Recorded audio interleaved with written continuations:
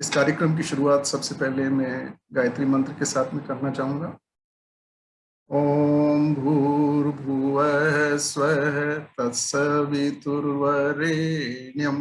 भर्गो देवस्य धीमहि धियो यो नः प्रचोदयात्। परम पूज्य गुरुदेव हैं जो कि युग दृष्टा थे, वेद मूर्ति और तपोनिष्ठ थे। उन्होंने इसके लिए जो है हमें दृष्टि दी।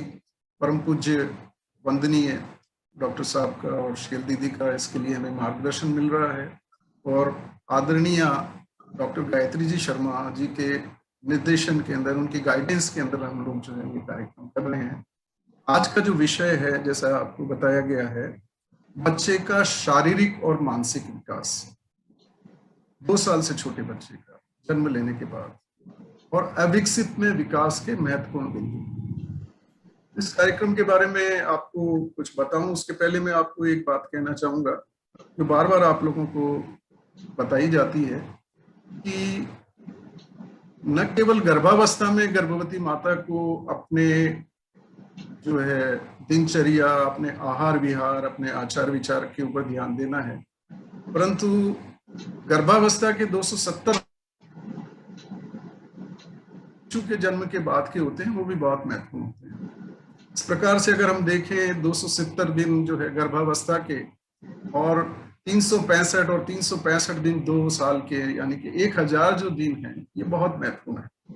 और आजकल तो विज्ञान यहाँ तक कहता है कि 1000 दिन से भी पहले, जब हम माँ गर्भवती होती है उससे भी 3 से 6 महीने पहले आजकल प्रीनेटल केयर कॉन्सेप्ट की बात की जाती है, ताकि जो है गर्भावस्था शुरू होने के 6 माह पूर्व से ही जो है माँ अपने आदर्श दिनचर्या का पालन करना शुरू करे, अपने आहार में परिवर्तन करे, अपने शरीर को स्वस्थ बनाने के लिए जो है योग, व्यायाम और ध्यान और प्राणायाम शुरू करे और अच्छी पुस्तकों का अध्ययन करे और साधना, स्वाध्याय, संयम और सेवा के माध्यम से अपने आप को एक अच्छे शिशु के निर्माण के लिए तैयार करे।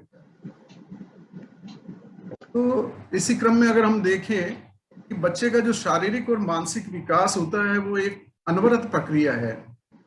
जैसे पिता का शुक्राणु माँ के अंडाणु से मिलकर के जब फर्टिलाइज होता है और उसके बाद में जो है उसके अंदर सेल्स बनती है और उसमें सेल के अंदर बराबर विभाजन होने से, मल्टीप्लिकेशन होने से धीरे धीरे जो है भ्रूण का निर्माण होता है और उसके बाद में उसके अंदर फीटस का निर्माण होता है। और कैसे जो है एक बिल्कुल माइक्रोस्कोपिक जो है आंख से भी ना दिखने वाली जो स्ट्रक्चर होती है जाइगोट, वो 2.5 से 3 किलो के बच्चे के अंदर परिवर्तन हो जाता है।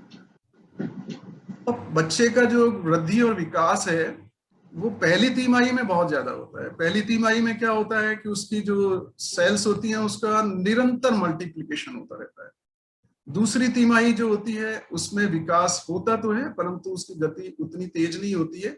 और अंतिम तिमाही में फिर जो उसके शरीर में जो सेल्स बनी हैं उनके आकार के अंदर वृद्धि होती है और जो उसकी सेल्स हैं, कोशिकाएं हैं, उसके अंदर प्रोटीन और मैट्रिक्स बनने लगता है और धीरे धीरे जो है बच्चे का वजन 2.5 से 3 किलो हो जाता है। तो इस प्रकार से जब बच्चा पैदा होता है तो हम देखते हैं कि स्वस्थ जो बच्चा होता है उसका 2.5 से 3 किलो के करीब, कभी कभी 3.5 किलो तक का भी बच्चा होता है। तो आज का जो विषय है उसमें जो है मुख्य रूप से मैं जिन विषयों पर आपसे चर्चा करना चाहूंगा, एक तो ये बताना चाहूंगा कि बच्चे की जो है ग्रोथ क्या होती है और बच्चे का डेवलपमेंट क्या है, जिसको हम अगर यूं कहें कि शारीरिक वृद्धि और विकास, उसकी परिभाषा के बारे में हम बात करेंगे। उसके अलावा उसकी वृद्धि और उसके डेवलपमेंट को जो है प्रभावित करने वाले कौन से कारण हैं उनके लिए हम बात करेंगे। उसकी शारीरिक वृद्धि का हम नाप किस प्रकार से कर सकते हैं उसकी हम जानकारी आपको देंगे। बच्चे का जब सामाजिक, मानसिक और उसका लैंग्विस्टिक जब डेवलपमेंट होता है तो उसके डिफरेंट जो उसके माइलस्टोन्स होते हैं उसकी जांच माँ, एक गर्भवती माँ और परिवार के सदस्य किस प्रकार से कर सकते हैं उसको मैं बहुत ही सरल रूप से आपको समझाने का प्रयास करूंगा। और किस प्रकार से उसकी शारीरिक वृद्धि और मानसिक और शारीरिक विकास को बढ़ाने के लिए किस प्रकार से माँ बच्चे को प्रोत्साहन दे, उसके साथ खेले, उसको खेलने के लिए प्रोत्साहित करे, उसको टेंडर लविंग केयर यानी भावपूर्ण स्नेहिल देखभाल किस तरह से करे, उसको किस प्रकार से उचित वातावरण प्रदान करे ताकि उसका जो बच्चा प्रथम 2 वर्ष में बहुत ही अच्छी तरह से उसका शारीरिक विकास और वृद्धि हो। सबसे पहले मैं आपसे बात करना चाहूंगा कि ग्रोथ क्या होती है और डेवलपमेंट क्या होता है। बच्चा जब माँ के शरीर से बाहर आता है, जन्म के समय उसका वजन 2.5 से 3 किलो के करीब होता है। बच्चा पैदा होते ही जो है रोता है, और उसके बाद में जो है बच्चे का जो है शारीरिक वृद्धि और विकास शुरू होता है। तो शारीरिक वृद्धि के अंदर तो हम अगर सामान्य रूप से देखें कि बच्चे का वजन का बढ़ना, उसकी लंबाई का बढ़ना, उसकी ऊंचाई का बढ़ना, उसके सिर की गोलाई, सीने की गोलाई, शरीर के सारे अंगों के अंदर जो दृष्टिगत परिवर्तन अपने को जो दिखाई देते हैं, उसको कहते हैं शारीरिक ग्रोथ। और डेवलपमेंट में हम ये कहते हैं कि उसका जो है मानसिक, सामाजिक, उसका भाषा संबंधी और कॉग्निटिव जो डेवलपमेंट होता है, जिसके द्वारा बच्चा उठना, बैठना, चलना, बोलना, बात करना, ये सारी चीजें सीखता है, ये डेवलपमेंट में आता है। तो पहले मैं बात करूंगा बच्चे की ग्रोथ की, और उसके बाद में मैं डेवलपमेंट की बात करूंगा। वैसे ग्रोथ और डेवलपमेंट दोनों साथ में चलने वाली जो है प्रक्रियाएं हैं, अलग अलग हम उनको नहीं देख सकते। ग्रोथ और डेवलपमेंट दोनों साथ साथ में चलते हैं, परंतु वो पर्यायवाची नहीं है। और जैसा मैंने आपको बताया, बच्चे की ग्रोथ फर्स्ट ट्राइमेस्टर में, मतलब पहले 12 हफ्ते में, और अंतिम 12 हफ्ते, मतलब 27वें माह हफ्ते से लेकर के 38वें हफ्ते तक जो है सबसे ज्यादा होती है। उसके बाद में बच्चा पैदा होने के पहले 3 माह में उसकी वृद्धि बहुत ज्यादा होती है। प्रतिदिन बच्चे का वजन 25 से 30 ग्राम प्रति किलो के हिसाब से बढ़ता है। उसके बाद में जब बच्चा युवा होता है, एडल्ट होता है, तो उस वक्त में उसकी शारीरिक वृद्धि, तो ये 3-4 स्टेजेस हैं जब बच्चे की वृद्धि सबसे ज्यादा होती है। बच्चे की शारीरिक वृद्धि जो है उसको प्रभावित करने के लिए कई सारे कारण हैं, जिसमें बच्चे के भ्रूण संबंधी और गर्भावस्था के दौरान जब वो फीटस होता है उससे संबंधित कारण है, जिसमें जो है आनुवंशिकी कारण है, पर्यावरण के कारण है, लिंगीय, हार्मोनल और शारीरिक विकास से संबंधित कारण है। तो जो बच्चा जब माँ के पेट में होता है तो वो अपने माँ के जो बच्चेदानी होती है उससे एक नाल के द्वारा जुड़ा हुआ होता है, जिसको बीच में नाल होती है और पीछे जो है उसकी प्लेट होती है, जिसको हम प्लेसेंटा कहते हैं, जो माँ की जो बच्चेदानी में चिपका हुआ होता है, जिसके माध्यम से बच्चे को पोषण, खून की सप्लाई, ऑक्सीजन, ग्लूकोज वगैरह सब कुछ मिलता है। तो जब बच्चे का शुरू शुरू में जब गर्भ स्थापन होता है, माँ को तो पता तब लगता है जब पहला मासिक उसका निकल जाता है। और ग्रामीण क्षेत्र में तो कभी कभी 2-2 महीने तक भी माँ को पता ही नहीं लगता, जब तक उसके बच्चे के शरीर के अधिकांश अंगों का निर्माण भी शुरू हो जाता है, मस्तिष्क का और अधिक हृदय का और कई सारे महत्वपूर्ण अंगों का निर्माण शुरू हो जाता है। तो जो है प्लेसेंटा जैसे ही बच्चे का आकार बढ़ने लगता है और बच्चा जब अंतिम तिमाही में आता है तो प्लेसेंटा का साइज 2 से 3 किलो के आसपास में हो जाता है, उसकी सरफेस काफी चौड़ी हो जाती है, उसकी कैपिलरीज भी बहुत बढ़ जाती है, ताकि आसानी से जो है उस माँ की बच्चेदानी और प्लेसेंटा के द्वारा जो बच्चे को जो है न्यूट्रिशन, ऑक्सीजन और आवश्यक तत्वों की उसको सप्लाई मिल सके। इसके अलावा बच्चे का जो शारीरिक विकास होता है उसको प्रभावित करने के लिए माँ के शारीरिक अवस्था का बहुत महत्वपूर्ण है। अगर माँ की उम्र 18 वर्ष से कम हो या 35 वर्ष से अधिक हो तो बच्चे को बहुत दिक्कत होती है। 18 वर्ष से कम उम्र की माँ होगी तो उसका बच्चे का वजन बहुत कम होता है। 18 वर्ष से अधिक की 35 वर्ष से अधिक की आयु होगी तो माँ बच्चे के शरीर में क्रोमोसोमल और कई सारे जो है मानसिक विकार पैदा होने का डर रहता है, डाउन सिंड्रोम या कई सारे ऐसे जेनेटिक म्यूटेशंस होने की संभावना होती है। इसके अलावा माँ की ऊंचाई, लंबाई भी कम हो, अगर 140-45 सेंटीमीटर से कम है तो भी दिक्कत रहती है। उसकी माँ के नीचे का जो है उसका पेल्विस बहुत सकड़ा होता है। और भी माँ के शरीर में खून की कमी, भारतीय स्त्रियों में ये पाया गया कि 70% महिलाएं जो है खून की कमी से प्रभावित और कुपोषण का शिकार होती है। ग्रामीण क्षेत्र में हमारी 70% महिलाएं रहती है, वो ज्यादातर जो है कुपोषण का शिकार होती है। तो उसकी जो पोषण की अवस्था, खून की कमी, उसके शरीर में जो है डिलीवरी के वक्त में कई सारी बीमारियां कुछ माताओं को हो जाती है, जैसे किसी को जो है पैरों में सूजन, ब्लड प्रेशर होना, कुछ माताओं को गर्भावस्था के दौरान जो है डायबिटीज हो जाती है, कुछ माताओं को जो है पूर्व में कई सारी बीमारियां होती हैं, जैसे किसी को गुर्दे की बीमारी है, डायबिटीज है, हृदय रोग है, एपिलेप्सी है, फेफड़े संबंधी रोग है। तो इस प्रकार के अगर रोग अगर माँ में है तो उससे भी बच्चे का जो गर्भ में पल रहा है बच्चा, उसके अंदर भी फर्क पड़ता है और पैदा होने के बाद में भी उसके विकास पर और उसकी वृद्धि पर उसका फर्क पड़ता है। इसके अलावा कई सारे आनुवंशिकीय कारण हैं, जिसमें क्रोमोसोमल और जेनेटिक म्यूटेशंस वगैरह उसमें अंदर योगदान प्रदान करते हैं, जिसकी वजह से बच्चा कई सारे रोगों से, डाउन सिंड्रोम है और जो है टर्नर सिंड्रोम, इस प्रकार की कई सारी बीमारियां हो जाती हैं। पर्यावरण भी जो है बच्चे की विकास को प्रभावित करता है। अगर पर्यावरण में अगर ये माना गया है कि माँ, गर्भवती माता अगर एनवायरमेंटल टॉक्सिन से अगर वो प्रभावित हो रही है, जैसे जैसे उम्र बढ़ती जाती है, हम देखते हैं जैसे बेंगलोर में जो आईटी गर्ल्स जो होती हैं, ज्यादातर ऐसी माताएं जो कंप्यूटर पे काम करती है, उनके रेडिएशन से क्या होता है कि उनके जो है गर्भाशय में और उसकी ओवरी पर जो है उसका प्रभाव पड़ता है, और अधिकांश जो है महिलाओं को जो पीओसीडी की बीमारी हो जाती है, और जिसकी वजह से जो है उनमें इनफर्टिलिटी और कई सारे रोग होते हैं, और उनके रेडिएशन जो है अंदर गर्भस्थ टिश्यू को भी जो है प्रभावित करते हैं। तो ये एनवायरमेंटल रीजंस हैं। और इसके अलावा लिंगीय कारण ये होते हैं कि जो है बच्चे जो होते हैं पैदा होने के बाद में जो है लड़के और लड़कियों की ग्रोथ में थोड़ा सा डिफरेंस होता है, और जब बच्चे युवावस्था के आसपास में आते हैं तो लड़कियों की ग्रोथ 12 से 13 साल के बीच में होती है, और लड़के जो है 15 से 16 साल के बीच में उनकी लंबाई ऊंचाई।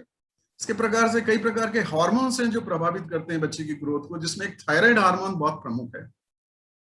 इसके अलावा जो है थायराइड के अलावा जो है इंसुलिन हार्मोन है वो भी बहुत प्रभावित करता है। अगर माँ को गर्भावस्था के दौरान अगर डायबिटीज हो जाती है तो उसके बच्चे का आकार बहुत बड़ा हो जाता है। बच्चे 4-4, 4.5 किलो के होते हैं, और पैदा होने के बाद में उनको बचाना बहुत मुश्किल होता है।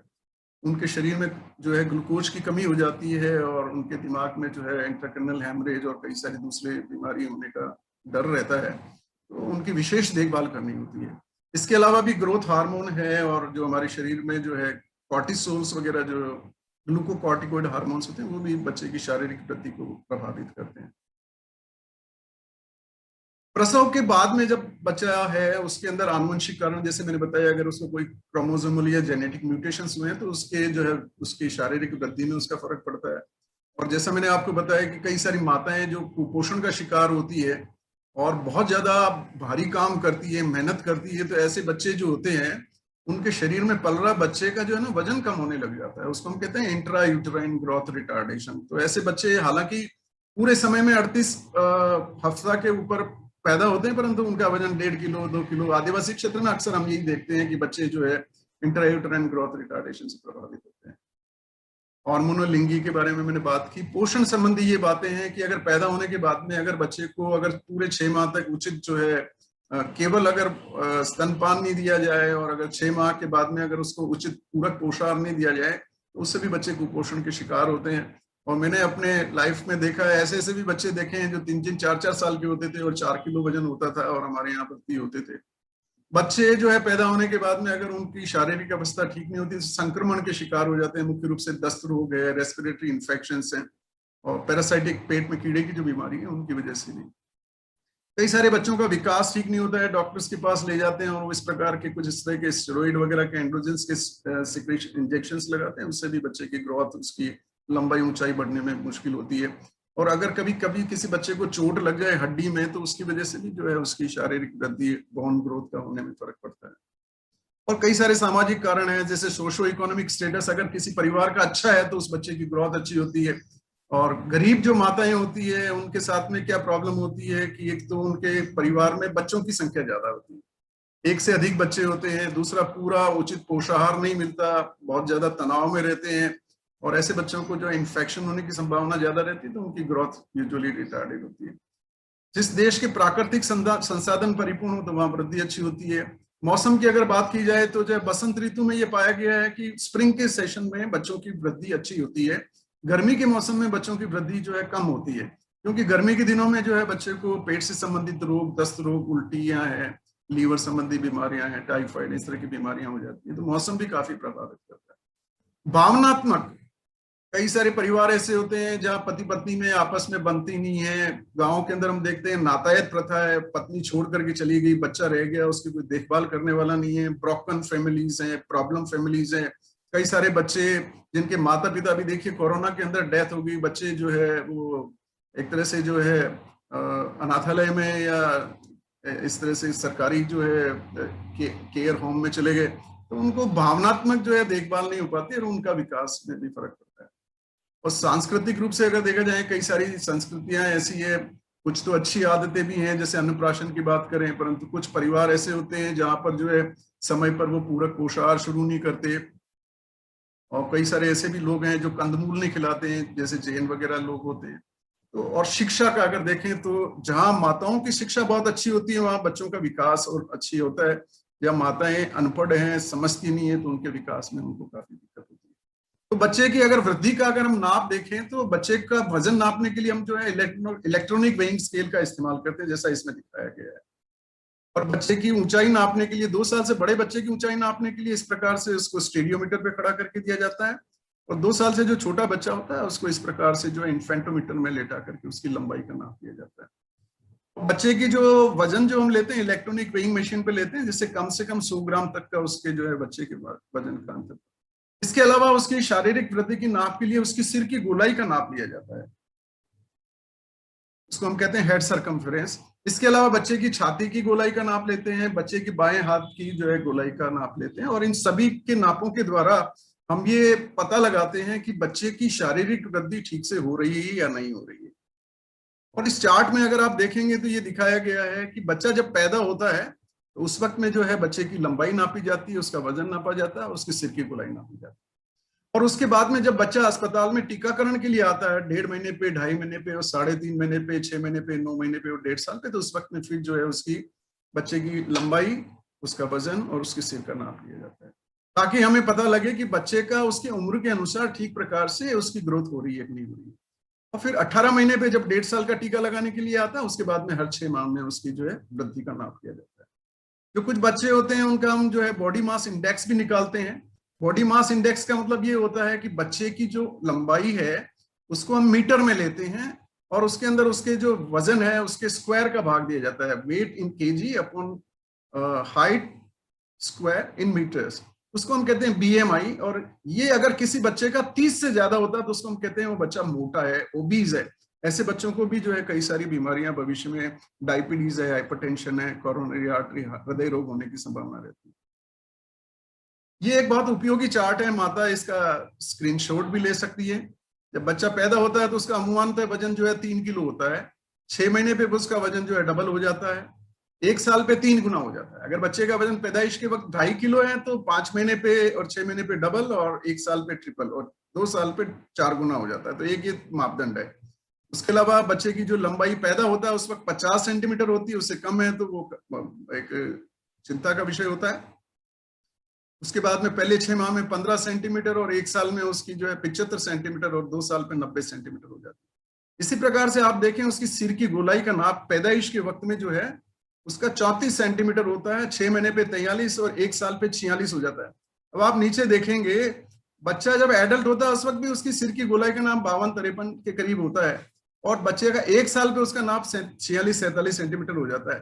कहने का मतलब ये है कि बच्चे के जो ब्रेन का विकास है पहले 2 साल में 90% हो जाता है।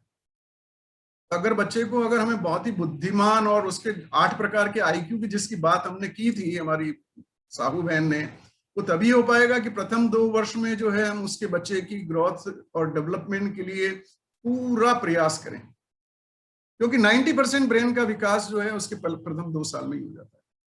ये ग्रोथ चार्ट है जिसके अंदर बच्चे की वृद्धि का हम लोग जो है माप करते हैं। और इसमें जो है बॉयज के लिए है, इसमें आप देखें नीचे की तरफ जो ये नीचे का जो भाग है इसमें बच्चे की जो है उम्र माह में दी गई है, और इस ऊपर जो वाई एक्सिस है इसमें बच्चे का वेट केजी में दिया जाता है। और ये अलग अलग लाइंस दी गई। सबसे ऊपर वाली लाइन 97 परसेंटाइल की है, ये 3rd परसेंटाइल की है, और ये 50 परसेंटाइल की है।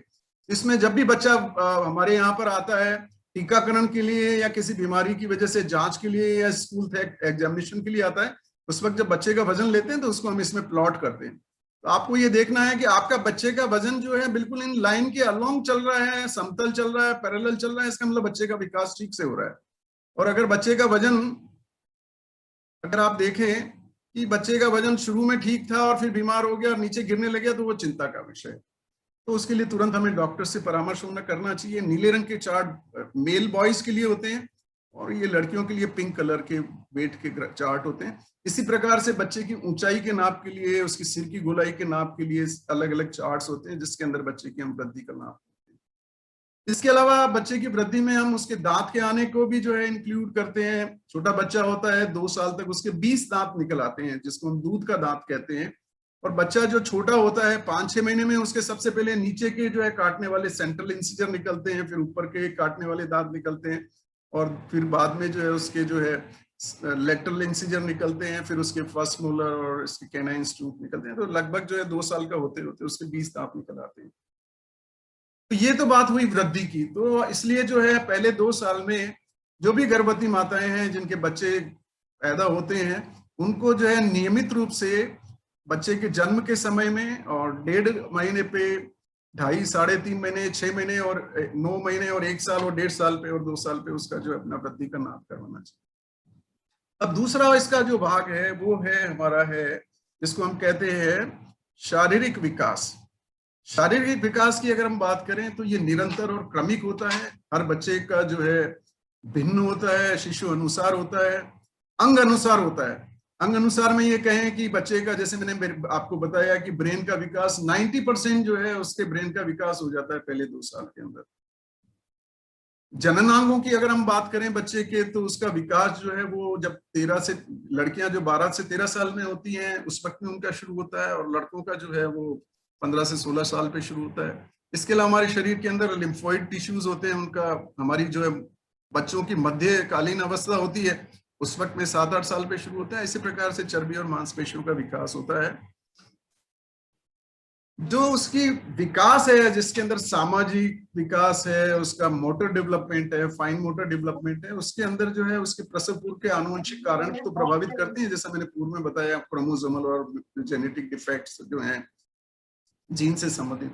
इसके अलावा माँ का पोषण भी जो है उसको बहुत प्रभावित करता है, क्योंकि पहले 2 साल तक जो है माँ का दूध भी पीता है, और माँ के दूध से भी लगभग उसको जो है प्रथम 1 साल में आप देखें तो आधी कैलोरीज मिलती है, और 1 से 2 साल में 1/3 कैलोरीज मिलती है, और उससे कई सारे न्यूट्रिशियस एलिमेंट मिलते हैं। अगर माँ का पोषण का स्तर ठीक नहीं होगा, और अगर माँ किसी प्रकार की दवा ले रही होती है, अगर मान लीजिए माँ को मिर्गी का रोग है या और टीबी का रोग है या कोई रोग है, वो दवाएं ले रही है, तो उन दवाओं का भी बच्चे के ऊपर विपरीत प्रभाव पड़ता है। माँ की और दूसरी बीमारियां हैं, जैसे मैंने बताया माँ को डायबिटीज है और किसी प्रकार के संक्रमण है। एक बहुत ही विशेष बात मैं आपसे बताना चाहूंगा, कई सारी माताएं ऐसी होती है जिनको गर्भावस्था के दौरान जो है एक प्रकार के इन्फेक्शन हो जाते हैं, जिसको हम कहते हैं टॉर्च इन्फेक्शन, जिसके अंदर जो है वो 5-6 प्रकार के वायरस के इन्फेक्शन होते हैं, जिसमें एक रूबेला नाम का एक बहुत खतरनाक रोग होता है, जिसमें बच्चे का जो है वजन बहुत कम हो जाता है, वो मानसिक रूप से विकृत हो जाता है, आंख से ब्लाइंड हो जाता है, हृदय रोग हो जाते हैं। और ये कुछ ऐसी बीमारी है रूबेला जिसका टीका बच्चे को लग जाए, इसलिए हम कहते हैं कि 9 महीने पे जो MMR का टीका लगाया जाता है उससे बच्चे को जो है रूबेला की बीमारी नहीं होती। और अगर किसी गर्भवती को गर्भावस्था से पहले अगर वो तैयारी कर रही है, तो हम लोग आजकल जो है गर्भावस्था से पहले उसको टीकाकरण करते हैं। गर्भावस्था से पहले उसको जो है MMR का टीका लगाया जाता है, उसको फ्लू का टीका लगाया जाता है, उसको जो है टी-डेप का टीका लगाया जाता है, जिससे उसको डिप्थीरिया है, पर्ट्यूसिस है, टिटनेस इत्यादि बीमारियां नहीं होती। और एक जो है सर्वाइकल कैंसर से बचने के लिए गर्भावस्था से पहले टीके लगाए जाते हैं। तो इस प्रकार से रूबेला का बचाव किया जा सकता है। और भी कई सारे टॉर्चेज इन्फेक्शंस होते हैं जिसका बच्चे का विकास नहीं होता, और पैदा होने के बाद में बच्चे जो है वो कम वजन वाले, मानसिक रूप से विकृत, और सुनने और देखने में उनको दिक्कत होती है। इसलिए आज के समय में जो भी गर्भवती माताएं हैं उनके 3 महीने पे और 4 महीने पे उनका जो स्कैनिंग किया जाता है, आजकल तो इतने टूल्स आ गए हैं कि 12 हफ्ते पे हम लोगों को पता लग जाता है कि उसके शरीर में पल रहा बच्चा ठीक है या नहीं। इसके अलावा बच्चा पैदा होने के बाद में अगर उसको जो है बच्चा कम वजन का है, कई सारे बच्चे ऐसे भी होते हैं जो समय से पहले पैदा हो जाते हैं। कभी कभी जो है मैं जैसे न्यूबॉर्न कई देखता था, तो कई कई बच्चे 28 हफ्ते से पहले पैदा हो जाते थे। 500 ग्राम से लेकर के 1.5 किलो के बीच में बच्चे होते थे जिनको बचाना हमें होता था, उनको सांस लेने में दिक्कत होती थी। बहुत सी बार ऐसा होता है बच्चा पैदा होने के बाद रोता नहीं है। इसके अलावा बहुत सी बार जो है पैदा होने के बाद में बच्चे को पोषण ठीक नहीं मिल रहा है, बच्चे को स्वयं को कुपोषण का शिकार है, उसके शरीर में आयरन या आयोडीन की कमी है, उसको किसी प्रकार के दस्त रोग है, श्वास संबंधित रोग हैं, और कोई संक्रमण हो गए हैं, वातावरण के प्रदूषण और दिमाग में चोट लगने से। और अगर बच्चा सुन नहीं पा रहा, देख नहीं पा रहा, तो उससे भी उसके विकास में बहुत ज्यादा फर्क पड़ता है। इसके अलावा मानसिक कारण भी है, पालन संबंधी, जैसे मैंने बताया आपको, broken problem families, divorce families हैं, कोरोना की वजह से पेरेंट्स की डेथ हो गई है। गरीबी के अंदर एक बहुत बड़ी दिक्कत होती है। गरीबी जो होती है, माता पिता जो गरीब होते हैं, ऐसे बच्चों को जो है क्या होता है कि एक तो उनका न्यूट्रिशन ठीक से नहीं मिलता, दूसरा जो है उनको जो है स्ट्रेस में बहुत ज्यादा रहते हैं, तीसरा जो है वो इन्फेक्शन के शिकार बहुत ज्यादा होते हैं, दूसरा जो है एनवायरमेंटल टॉक्सिन्स का शिकार बहुत होते हैं। तो ऐसे बच्चे जो गरीबी में पलते हैं, उनके अंदर जो है, उनका जो है एक दिमाग के अंदर एक एक्सिस होता है जिसको हम कहते हैं हाइपोथैलेमो पिट्यूटरी एडिनोकॉर्टिकल एक्सिस, वो प्रभावित होती है। और उससे क्या होता है कि ऐसे बच्चे जो गरीब हैं, जो कम वजन वाले हैं, जो समय से पहले पैदा हो गए हैं, उनको पैदाइश से ही जो है उनको ब्लड प्रेशर की, कोरोनरी आर्टरी डिजीज और डायबिटीज की बीमारी का सूत्रपात हो जाता है। तो आप ये देखते हैं ना कि किसी को 35 साल की उम्र में ब्लड प्रेशर का पता लगा, किसी को 40 साल में डायबिटीज का पता लगा। अगर उसकी हिस्ट्री पूछे तो उनमें से कई सारे बच्चे ऐसे होते हैं जो प्रीमेच्योर पैदा हुए होते हैं या जन्म के समय उनका वजन कम होता है। तो ये, और कई सारे परिवारों में हिंसा और मारपीट होती है, मानसिक तनाव होता है, मां डिप्रेशन का शिकार होती है, ऐसे बच्चों में भी जो है उनके।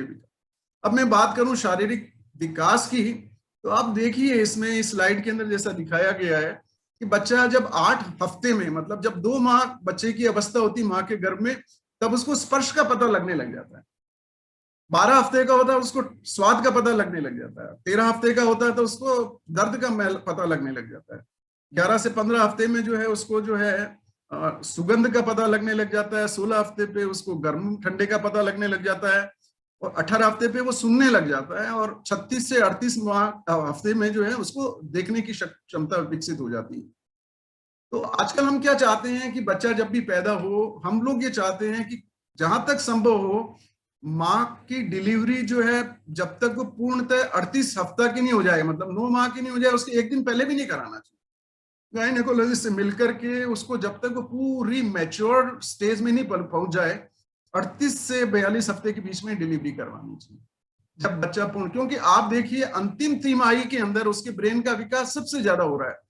वो उसकी देखने की, सुनने की और जितनी भी शक्तियां वो सब प्राप्त हो रही है। बच्चा जैसे ही पैदा होता है, 2-3 बातों का विशेष ध्यान रखना चाहिए गर्भवती माँ को, उनको जानकारी होनी चाहिए। जैसे ही बच्चा पैदा होता है, हम 3 चीजें करते हैं वहां डिलीवरी रूम में। एक तो बच्चा पैदा होते ही रोने लग जाए, अगर नहीं रोता तो उसको जो है हमें उसको प्रयास करके उसको रुलाना पड़ता है, ताकि वो रोएगा तो उसके शरीर में ऑक्सीजन जाती है फेफड़े में। दूसरी बात ये होती है कि उसका जो कोड होता है, पूरा पहले समय में ये होता था कि बच्चे का पैदा होते ही उसका कोड जो है काट दिया जाता था।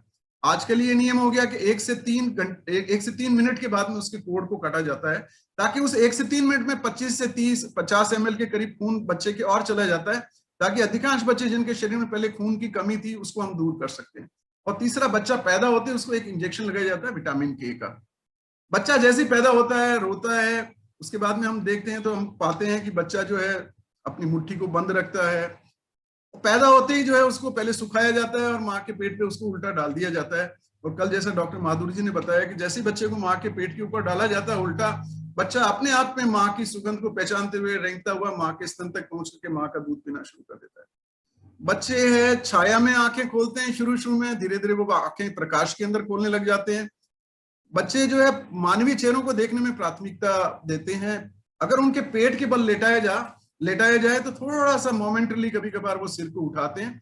अगर आप उसके हाथ को पकड़ने की कोशिश करें तो वो मुट्ठी जो है बंद कर लेता है और आवाज सुन करके एकदम से सचेत होते हैं, एकदम से चमकते हैं। और इसमें आप देख भी रहे होंगे, ये जो आपको जो है फोटो बता रखा है, इसमें एक माँ है और उसका 1 माह का शिशु है। तो माँ उसके बच्चे की आंख में आंख डाल देख रही है, तो बच्चा भी उसको देखने की और पहचानने की कोशिश कर रहा है। नीचे वाले चित्र में आप देख रहे हैं कि माँ उसको हंसाने की कोशिश कर रही है, बच्चा उसको देख करके मुस्कुरा रहा है। इसको कहते हैं हम सोशल स्माइल, जो 1 से 2 महीने के बीच में आती है। इसके बाद में जब बच्चे को हम बैठाना शुरू करते हैं तो जैसे जैसे उसकी अवस्था बढ़ने लग जाती है, 2 माह के आसपास में आने लगता है, तो वो बच्चा सिर को स्थिर करने लग जाता है, अपनी माँ को पहचानता है। माँ बात करती है तो वो उसको रेस्पॉन्ड करता है। गतिशील चीजों, ध्वनियों को ध्यानपूर्वक देखता है और सुनता है और नजर मिलाने पर थोड़ा थोड़ा मुस्कुराता है। यहाँ आप देखिए बच्चा जो है माँ की आंख से आंख मिला रहा है और वो उसको जो है एक्सप्रेशन दे रहा है।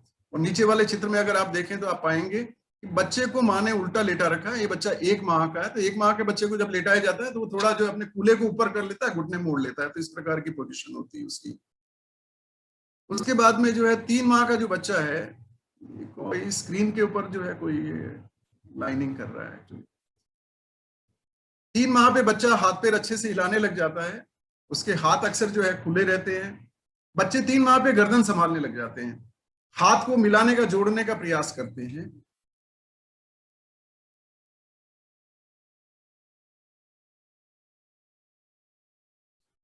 हाथ को जोड़ने का प्रयास करते हैं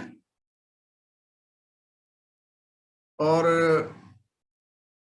गर्दन संभालते हैं, माँ को पहचानते हैं, किसी खास चीज तक पहुंचने की कोशिश करते हैं, उसको आवाज देते हैं तो वो आ ऊ ऐसे क्वींग की आवाज करने लग जाता है, वस्तुओं पर निगाह स्थिर करने लग जाता है, चलती हुई रंगीन वस्तुओं को देख करके आंख को और सिर को घुमाते हैं। जब बच्चा पैदा होता है, अगर उसके सामने हम कोई चीज ले जाते हैं तो बच्चा 45 डिग्री अपनी आंख को घुमा लेता है।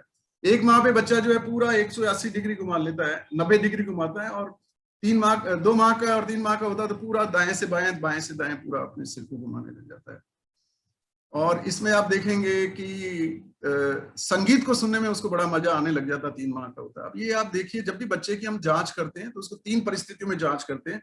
पहली परिस्थिति तो ये होती है कि बच्चे को हम पीठ के बल लेटाते हैं और फिर उसको उठाने की हम कोशिश करते हैं, उसको जो है सुपाइन पोजीशन से सिटिंग पोजीशन में लाने की कोशिश करते हैं, तो देखते हैं कैसा रहता है। दूसरा, बच्चे को पेट के बल लेटा करके हम उसकी जांच करते हैं। और तीसरी जांच जो हम उसकी करते हैं वो हम करते हैं बच्चे को जो है अपने हाथ पर लेकर के, और बच्चे को अपने हाथ पर जो है उसको लेटाते हैं उल्टा, और फिर उसको ऊपर उठा करके उसको देख करके उसकी जांच करते हैं।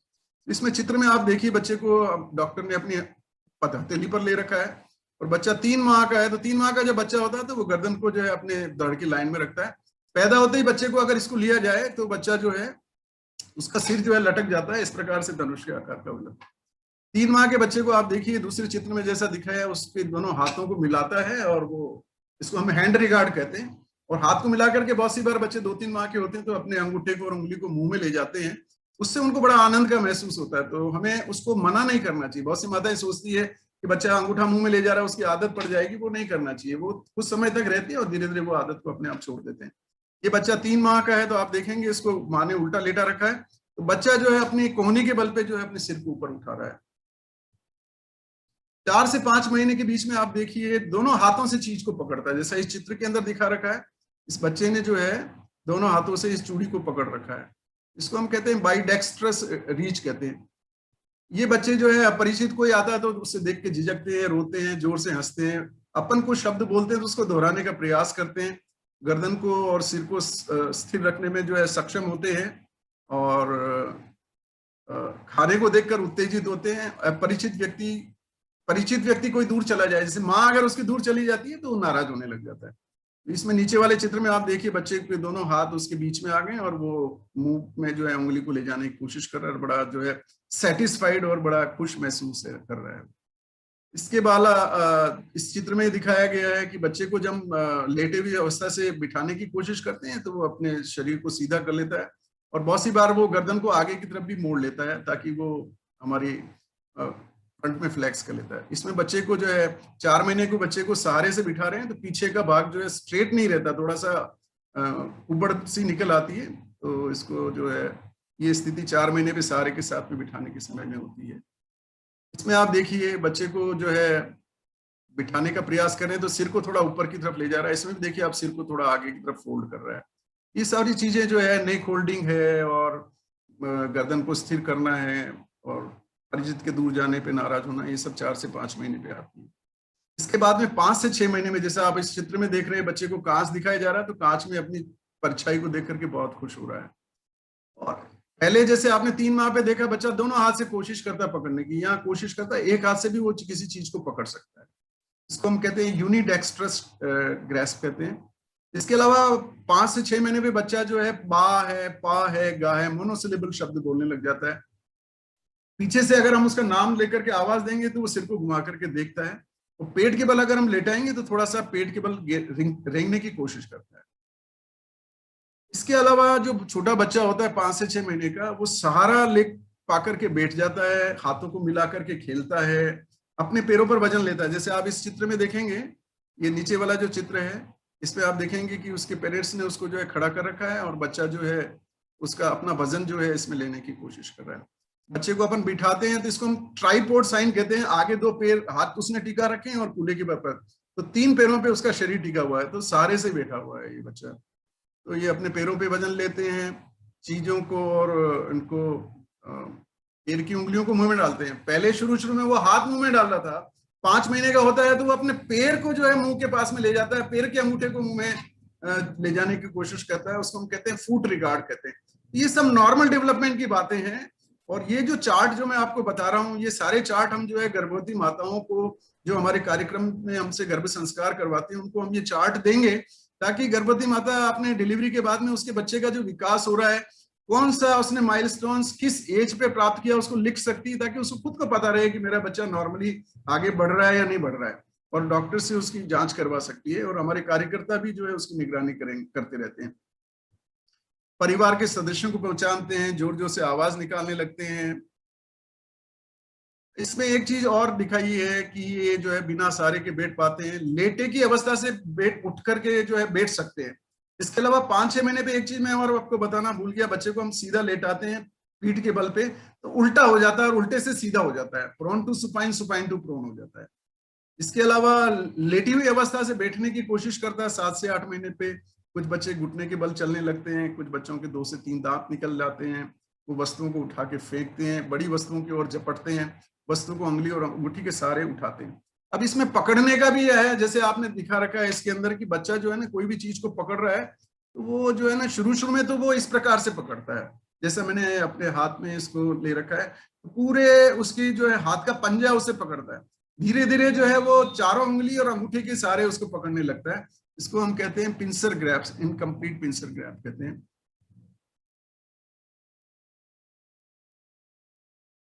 वस्तुओं को 7 से 8 महीने में एक हाथ से दूसरे हाथ में ले जाने लग जाते हैं, उनके सामने बोलने पर कई शब्दों को निकालने की कोशिश करते हैं, रिपीट करते हैं। माँ और बच्चों को वरीयता देते हैं, अपनी माँ को, और छोटे बच्चे हैं उनको जो है प्रेफर करते हैं, और शीशे में अपना चेहरा देख के खुश होते हैं। अब ये देखिए छोटा सा बच्चा है, आराम से बिना सहारे के जो है बैठा हुआ है, हाथ में इसकी कोई खिलौना जिसको मुंह में ले जा रहा है और खुश है। 9 महीने का जो समय होता है वो सहारे के साथ खड़ा होना सीख जाता है। जब हम उसको कपड़ा पहनाते हैं तो थोड़ा सा अपना सामंजस्य बिठाता है, हाथ और उसको ऊपर नीचे करता है, चीजों को गौर से देखते हैं, सामान्य गेंदों वाले खेल खेलने में उनको आनंद आता है, और 2 शब्द मिला के बोलने लग जाते हैं, जैसे पापा, मामा, बाबा, दादा। 9 महीने पे ऐसे 22 लेबल शब्द बोलने लग जाते हैं। कुछ हम बोलते हैं तो वो प्रतिक्रिया करते हैं। उनके हाथ में अगर कोई खिलौना आप ले लो तो फिर वो नाराज होते हैं, कोई चीज को आप छुपा दो तो वो वहां से ढूंढ करके निकालने की कोशिश करते हैं। और इस वक्त में जो है वो किसी भी चीज को अगर पकड़ते हैं तो ये जो है अंगूठे और उंगलियों के बीच में पकड़ते हैं, इसको इनकम्प्लीट पिंसर ग्रैब कहते हैं। उसके साथ अब वो लुका छुपी का खेल हो, उसको बड़ा आनंद आता है, माँ ने अपने आप को छुपा दिया साड़ी में और फिर वापस दिखा रही है तो बच्चा बड़ा खुश होता है। वस्तुओं को मारकर आवाज निकाल के खुश होते हैं, ऐसे खिलौने होते हैं जिसमें से आवाज आती है तो उसको दबाते हैं, उसमें से आवाज निकलती है तो बहुत खुश होते हैं। वो हाथ हिला करके जो है बाई बाई करते हैं, चलने की कोशिश करते हैं, शेक हैंड करते हैं, हाथ मिलाने की कोशिश करते हैं। तो ये सारे उनके डेवलपमेंट के माइलस्टोन्स हैं जो 9 महीने पे उनके डेवलप होते हैं। 10 महीने पे बच्चा जो है बगैर सहारे के खड़ा हो जाता है, उसको सहारा दो तो वो चलने लगता है।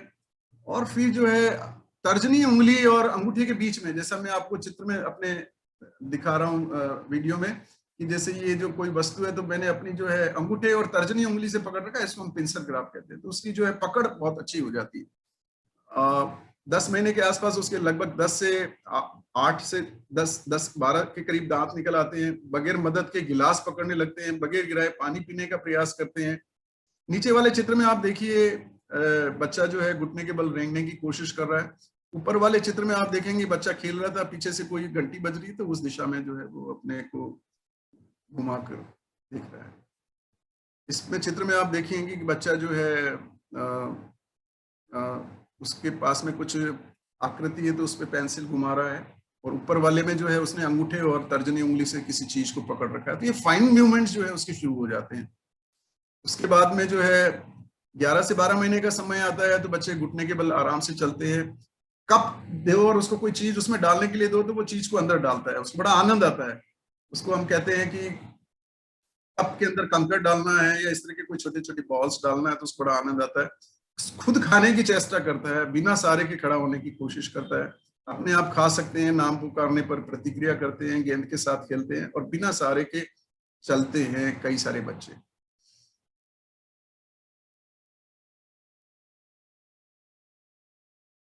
अपनी जरूरत की चीजों को व्यक्त करते हैं। 13 से 18 महीने में पकड़ी वस्तु को कोई छीनते तो उनको बड़े नाराज होते हैं, उसको जोर से पकड़ने की कोशिश करते हैं। 13 से 18 महीने के बीच में बच्चे तेजी से चलते हैं, कुछ बच्चे दौड़ने भी लग जाते हैं। 10 शब्द वाले अर्थ के वाक्यों को बोलने लग जाते हैं। नीचे आप देखेंगे तो इसमें जो बच्चा जो है कागज पर जो है ना पेन से स्क्रिबल कर रहा है, और ये बच्चा जो है लगभग 12 से 13 महीने का है। इसके पेरेंट्स ने इसकी उंगली पकड़ रखी है, तो सारे के साथ ये चल रहा है। 18 से 24 महीने का बच्चा होता है तो एक पैर के सहारे खड़ा हो जाता है, सीढ़ी चढ़ता है। शुरू में जब सीढ़ी चढ़ता है तो पहले अपना दायां पैर रखेगा, फिर बायां पैर उसी सीढ़ी पर लाएगा, मतलब दोनों पैर एक साथ आएंगे, फिर दूसरी सीढ़ी पे चढ़ेगा। और जब बच्चा 2 साल से बड़ा हो जाता है तो एक पैर रखा, फिर दूसरा दूसरी सीढ़ी पे, इस तरह से चलता है। तो एक एक पैर से ऊपर चढ़ते हैं। तो दोनों पैरों का इस्तेमाल करते हैं सीढ़ी चढ़ने में। घर के कामों में हाथ बटा सकते हैं बच्चे। 18 से 24 महीने के बीच में उनको छोटा छोटा सा कुछ काम बताने के लिए प्रोत्साहित करना चाहिए। उससे बहुत उत्साहित होते हैं और उनके जो है उनकी एक्टिविटी भी बढ़ती है, उनका विकास भी बढ़ता है। कोई प्रश्न पूछे तो इशारे से बताते हैं, उनकी आवश्यकता हो उसको बता सकते हैं। चीजों को देख के नाम बताते हैं, जैसे कोई हमने पिक्चर वाली कोई किताब ली तो उसमें बिल्ली है, कुत्ता है, उसको समझाते हैं तो वो नाम बताने लग जाता है। और 18 से 24 महीने में उसके 16 से 18 दांत निकल आते हैं, चम्मच को ठीक रीति से पकड़ करके खाना शुरू कर देते हैं। 18 से 24 महीने का बच्चा है, जूते को स्वयं पहनने का प्रयास करता है। वो पैर ले जाएगा, उसमें डालने का कोशिश करेगा। ये जरूर हो सकता है कि बायां पैर दाएं में डाल दे, दायां बाएं में डाल दे, पर वो प्रयास करता है। अगर वो पिक्चर की कोई किताब है तो 2 पेज एक साथ पलटने लग जाता है 18 से 24 महीने में। छोटी कुर्सी है तो उसे बैठता है। अब उसको बच्चे को जो है ना खेलने के लिए खिलौना नहीं, साथी चाहिए होते हैं। उस वक्त में जो है उसको दोस्त पसंद होते हैं जिसके साथ में वो खेलता है। उसको माँ कहानी सुनाती है तो उसको बहुत रुचि आती है। तो जैसे जैसे बच्चे का विकास होता है उसकी रुचि में भी परिवर्तन आता रहता है। लकड़ी के 5-7 टुकड़ों को एक के ऊपर एक रख करके बुर्ज बनाता है और पीछे पीछे जोड़कर गाड़ी भी बना सकता है। जो अपन जो है क्यूब्स को जो अगर ला के देते हैं तो उसको छोटे छोटे 2 शब्दों वाले वाक्य बोल सकते हैं, बातों को दोहराते हैं, शरीर के 1-2 भागों को पहचानने लगते हैं। जैसे वो बताते हैं भाई ये क्या है, बताएंगे नाक है, ये क्या है, आंख है, कान है। तो ऐसे शरीर के 1-2 भागों को पहचानते हैं। और इसके अलावा उनको पेशाब आ रहा है या लेटिन आ रही है तो उसके बारे में वो इशारा करते हैं, शौच की संभावना बताते हैं। तो ये सारी जो है विकास के क्रम है। अगर मैं इसको थोड़ा सा समराइज करूं तो जो इसमें मुख्य रूप से 4 प्रकार के माइलस्टोन्स होते हैं। पहला जो है उसको 3 महीने पे वो गर्दन संभालने लगता है, 5 महीने पे बच्चा पलटने लग जाता है, 6 महीने पे जो है सहारे से बैठता है, 8 महीने पे बिना सहारे के बैठना शुरू हो जाता है, 9 महीने पे सहारे से खड़ा होता है, 10 से 12 महीने के बीच में घुटने के बल घिसटना शुरू होता है और बिना सहारे के खड़ा होता है, 15 महीने पे बिना सहारे के खड़ा होकर सीढ़ी पे रेंगने लग जाता है, 18 महीने पे दौड़ना, अलमारी की ड्रॉर खोलना, सीढ़ी चढ़ना, 2 पांव के द्वारा चढ़ना उतरना, ये सीख जाता है। फाइन मोटर में देखें, शुरू में 4 महीने में आपने देखा 2 हाथ से चीज को पकड़ते हैं, 6 महीने पे 1 हाथ से पकड़ते हैं, 9 महीने के बीच में जो है वो अंगूठे और तर्जनी उंगली से चीज को पकड़ते हैं, 13 से 14 महीने में जो है उसको कागज दें तो पेंसिल से आकृति बनाते हैं, 2 ब्लॉक का टोवर बना देते हैं, और 2 साल के होते हैं तो 6 ब्लॉक का टोवर बनाने लग जाते हैं। सामाजिक माइलस्टोन की बात करें तो 2 माह पे बच्चे मुस्कुराते हैं, 3 माह पे माँ को पहचानते हैं, उनको भूख का एहसास होने लग जाता है, अजनबी को पहचानते हैं, जिज्ञासा पैदा कर 9 महीने पे बाय बाय करते हैं, 12 महीने पे बुलाते हैं, बुलाने पर आ जाते हैं, गेंद से खेलने लग जाते हैं, 15 महीने पे अगर उनसे बात की जाए तो वो अपनी भाषा में बात करते हैं, जिसको हम कहते हैं जार्गन स्पीच कहते हैं। 18 महीने पे माता पिता की नकल करने लग जाता है बच्चा, और 2 वर्ष का होने होते पानी की और खाने की टॉयलेट हेतु कहता है और खिलौने दिखाने लग जाता है। उसके पास कोई खिलौने तो बच्चा दिखाता है, ये है, ये है। और लैंग्वेज के जो माइलस्टोन से 1 महीने पे जो है बच्चा कोई उसके पास में आवाज आती है तो वो अलर्ट हो जाता है, 3 महीने पे वो बच्चा आवाजें आओ आओ इस तरह की क्वीन की आवाजें निकालता है, 4 महीने पे बच्चा जोर से हंसता है, 6 महीने पे पा माँ ऐसे मोनोसिलेबल बोलता है, 9 महीने पे बाइसिलेबल जैसे पापा दादा मामा इस तरह से बोलने लगता है, 12 महीने का बच्चा होता है तो 1-2 वर्ड वाले शब्द बनाने लग जाता है, 18 महीने पे 8-10 वर्ड वाले शब्द और वोकैबुलरी बनने लग जाती है, और 2 साल के होने तक जो है 2-3 वर्ड के सेंटेंस बनाता है, और वो ये बताने लग जाता है मैं हूं, आप हैं, तुम हैं, इस तरह से कहने लग जाता है और पहचान। शारीरिक और मानसिक विकास को देखने के लिए हम कुछ उसकी स्किल्स को देखने के लिए जो हम कुछ ये टेस्ट करते हैं, जिसमें एक जो है ये बच्चों को ब्लॉक्स दिए जाते हैं।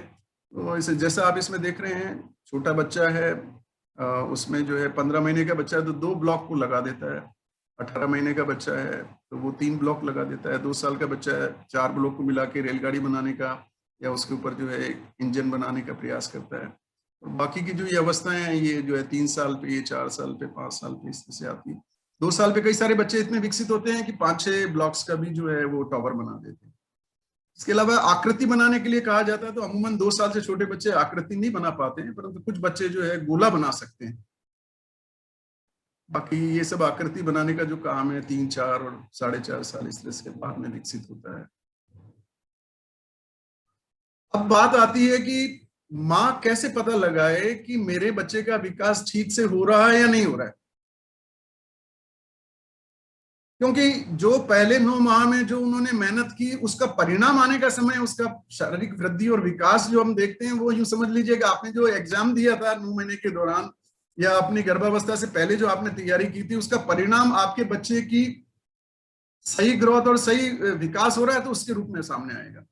परंतु आपको ये कैसे पता चले कि वो बच्चा ठीक से आगे बढ़ रहा है या नहीं बढ़ रहा है, तो उसके लिए जो है ये चार्ट दिखाया गया है। ये अपर लिमिट दी गई है किसी माइलस्टोन की। जैसे बच्चा अगर मान लीजिए 2 महीने तक जो है कहीं पे आंख को फिक्स करके देख नहीं सकता तो एक चिंता का विषय है। 6 महीने तक अगर कोई भी शब्द नहीं निकाल रहा है, 10 महीने तक बिना सहारे के नहीं बैठ रहा है, 12 महीने पर जो है सहारे के साथ में खड़ा नहीं हो पा रहा है, और 14 महीने पर अगर वो घुटने के बल चल नहीं पा रहा है, और 17 महीने पे अपने आप खड़ा नहीं हो पा रहा है, 18 महीने तक चल नहीं पा रहा है, 18 महीने तक जो है बच्चा सिंगल वर्ड नहीं बोल पा रहा है, तो ये कुछ ऐसे निशान है, ऐसे चिन्ह है। ऐसी स्थिति में जो है माँ को डॉक्टर से परामर्श करना चाहिए। हो सकता है उसके बच्चे के विकास में थोड़ा सा जो है धीमापन हो, उसके बारे में परामर्श लेकर के उसके लिए प्रयास करना चाहिए। इसके अलावा बच्चे का जो शारीरिक और मानसिक विकास होता है उसमें ऐसा नहीं है, कई सारे बच्चे ऐसे होते हैं जो 3 महीने पे गर्दन संभालने लग जाते हैं, और कई सारे बच्चे ऐसे होते हैं जो 5 महीने पे गर्दन संभालते हैं। ये 6 प्रमुख माइलस्टोन है जिसकी हमने खिड़की बता रखी है। जैसे सीटिंग विदाउट सपोर्ट, ये बच्चे को जो है 4 से 8 महीने के बीच में आता है। अगर 8 महीने तक भी विदाउट सपोर्ट नहीं बैठ पा रहा है तो फिर चिंता का विषय है। ऐसे स्टैंडिंग विद असिस्टेंस, सारे के साथ में खड़ा होना, कुछ बच्चे जो है ना 5 से 6 महीने पे, लड़कियां बहुत जल्दी माइलस्टोन अचीव करती है, तो 5 महीने से लेकर के 12 महीने के बीच में आता है। ऐसे ही जो है घुटने के बल चलना, कुछ बच्चे 6-7 महीने पे चलने लग जाते हैं, कुछ महीने 12-13 महीने तक चलते हैं, दोनों नॉर्मल है। पर 13 महीने तक भी नहीं चल रहा है तो फिर वो चिंता का विषय है। ऐसे ही जो है अगर 18 महीने तक वो चल नहीं पा रहा है या खड़ा नहीं हो पा रहा है तो ये सारी चीजें जो है उसके लिए। उम्र के अनुसार जो है बच्चे के मस्तिष्क का वजन का इसमें बताया गया है। आप देखिए कि बच्चा जब पैदा होता है तो उसके बच्चे के मस्तिष्क का जो वजन होता है वो लड़के का 380 ग्राम और लड़की का 360 ग्राम होता है, पर आप 2 साल में देखिए वो लगभग 3 गुना हो जाता है। इसलिए बच्चे का अगर हमें विकास करना है, उसको अच्छा योग्य बनाना है, उसकी सारी इंटेलिजेंस ठीक से रहे, तो प्रथम 2 वर्ष में उसकी देखभाल बहुत अच्छी होना जरूरी है। तो यही वो समय है जब बच्चे के शरीर में न्यूरॉन्स बनते हैं। पहले जो है गर्भावस्था के दौरान में उसके शरीर में जो है काफी न्यूरॉन्स होते हैं, और बर्थ के समय में भी आप जैसा इसमें दिखा रखा है 100 बिलियन न्यूरॉन्स होते हैं, और सेकंड ट्राइमेस्टर में 200 होते हैं, तो कम हो जाते हैं उसके बाद में। 8 महीने का होता है बच्चा तो 1000 ट्रिलियन कनेक्शंस होते हैं, और धीरे धीरे कनेक्शंस भी कम होने लग जाते हैं। इसको हम कहते हैं ब्रूमिंग और प्रूनिंग कहते हैं, कि जो चीज हमारे काम में नहीं आएगी, जिस चीज को हम उपयोग में नहीं लेंगे, उसके कनेक्शन अनुपयोगी हो जाते हैं और वो धीरे धीरे नष्ट होने लग जाते हैं। इसलिए इस अवस्था में माँ बाप का जो है बच्चे के विकास के लिए उसको प्रेरित करना बहुत जरूरी है। अब उसके बच्चे के विकास में कौन से साधन जो है उसको सहायता करते हैं? बच्चे को पैदा होते ही 1 घंटे के अंदर अंदर उसको स्तनपान शुरू करना है, और पूरे 2 साल तक माँ का दूध पिलाना है, और 6 महीने पे पूरक पोषाहार शुरू करना है, और स्तनपान जब तक आए उसको 2.5 साल 3 साल तक जब तक आए तब तक देना है। उससे बच्चे के विकास में, वृद्धि और विकास में बहुत सहायता मिलती है। माँ अगर पढ़ी लिखी है तो बच्चे का विकास अच्छा होता है, क्योंकि उसको हर चीज की जानकारी होती है। बच्चा अगर पैदा हुआ और उसके बाद में उसका वजन कम है तो उसको चारों तरफ जो है हम एक टॉवेल से या चादर को लपेट के घेरा बना देते हैं, ताकि बच्चा ऐसा लगता है जैसे माँ के जो है पेट के अंदर जो है बच्चेदानी में लेटा हुआ, उसको सुरक्षित महसूस होता है, उसको हम नेस्टिंग कहते हैं। इसके अलावा बच्चा पैदा होता है उसको माँ के समीप सुलाना चाहिए। अक्सर होता क्या है कि जिस किसी के बच्चा होता है तो कभी दादी लेके घूम रही है, कभी नानी लेके घूम रही है, कभी कोई लेके बुआ लेके घूम रही है, उससे बच्चे का तापमान कम होता है। जितना बच्चा माँ के पास में रहेगा बच्चे का तापमान बना रहेगा, माँ के दूध ज्यादा आएगा। इसलिए बच्चे को पहले 1 से 1.5 माह तक, लगभग पहले तो कहते थे 42 दिन तक तो बच्चे को माँ के पास ही रखना होता है, उसको हम रूमिंग इन या बेडिंग इन कहते हैं। इसके अलावा बच्चे को जो है माँ के छाती पे सुलाना चाहिए, जिसको हम कंगारू देखभाल कहते हैं। अगर बच्चे का वजन 2.5 किलो से कम है तो बच्चे को माँ के शरीर से चिपका करके, उसके स्किन से स्किन मिला करके उसको सुलाया जाता है, जिसको हम कहते हैं कंगारू देखभाल। उससे बच्चे के विकास में बहुत सहायता मिलती है। उससे बच्चे की माँ और बच्चे के बीच में बॉन्डिंग बढ़ती है, उसका टेम्परेचर अच्छा रहता है, माँ के दूध का स्राव बढ़ता है, और उसके जो है माँ के नजदीक रहने से माँ की हार्ट बीट सुन पाता है, उसके पेट की गार्गलिंग साउंड्स को सुन पाता है, तो उसे ऐसा लगता है जैसे वो माँ के गर्भ के अंदर ही है, और बहुत ही उसको आनंददायी महसूस होता है। जैसे हम बच्चों को इंक्यूबेटर और दूसरे जो है मशीनों के अंदर रखते हैं, उससे भी ज्यादा बेहतर ये माँ के छाती के ऊपर उसको लगा के रखा जाए। और सबसे महत्वपूर्ण है, बच्चे के शरीर में जो 5 ज्ञानेंद्रियां होती हैं, आंख में आंख डाल के बात करें माँ, बच्चे के कान जो है उसमें माँ उसको अच्छी अच्छी बातें, लोरी या गर्भावस्था के दौरान उसने जो गर्भ संवाद किया, गीत भजन सुनाए वो सुनाए।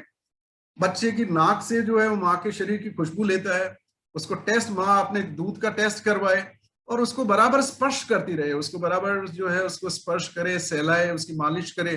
तो इस प्रकार से उसकी जो है हम सुनने की, देखने की, सूंघने की, स्वाद की और स्पर्श की 5 उसकी जो है ज्ञानेंद्रियों को प्रेरित करते हैं, तो उस बच्चे का विकास बहुत अच्छा होता है। इसलिए हम हमेशा माताओं को समझाते हैं कि वो रेगुलर जो है बच्चे के संपर्क में रहें, और बच्चा माँ के पास में रहेगा तो माँ और बच्चे के बीच में जो है अंतरंगता या बॉन्डिंग बढ़ती है, तो उसकी वजह से बच्चे का विकास बहुत अच्छा होता है। विकास धीमा हो रहा है और सही नहीं हो रहा, उसका कारण ये है कि भाई जो मैंने बताया वो कारण नहीं है, परवरिश अच्छी नहीं है, लापरवाह है, मदर्स जो है वर्किंग मदर्स हैं, वो उनको काम पे जाना पड़ता है, मजदूरी करने वाली माताएं हैं, 5-5 6-6 बच्चे हैं, दूसरे बच्चों की तरफ ध्यान देना होता है, मजदूरी करती है, तो बच्चे ऐसे ही पड़े रहते हैं। कई सारी जगहों पर जो है जेंडर बायस भी है, लड़कियों को जो है अब्यूज किया जाता है, गरीबी, असुरक्षा और प्रोत्साहन का अभाव भी जो है विकास धीमा होने के कुछ कारण है। इसलिए प्रयास, बच्चे के विकास को अगर बेहतर करना है तो हमें शुरू से प्रयास करना है। जितना आप अर्ली बच्चे को स्टिमुलेट करेंगे, उसको प्रोत्साहित करेंगे, उसको जो 5 ज्ञानेंद्रियों को जो अगर आप जो उसको प्रेरित करेंगे, इसके अलावा अतिरिक्त प्रयास करना है। जैसे बच्चा जैसे जैसे माइलस्टोन अचीव करता है, बच्चे को बिठाने का, खड़ा करने का, खिलौने से खिलाने का, बच्चे के साथ खेलना, स्वयं बच्चे से बात करना, उसको बोलने हेतु प्रोत्साहित करना, उसे संपर्क स्थापित करने हेतु प्रेरित करना। बच्चे के घर के चारों तरफ का जो वातावरण है वो बहुत ही प्लेजेंट होना चाहिए।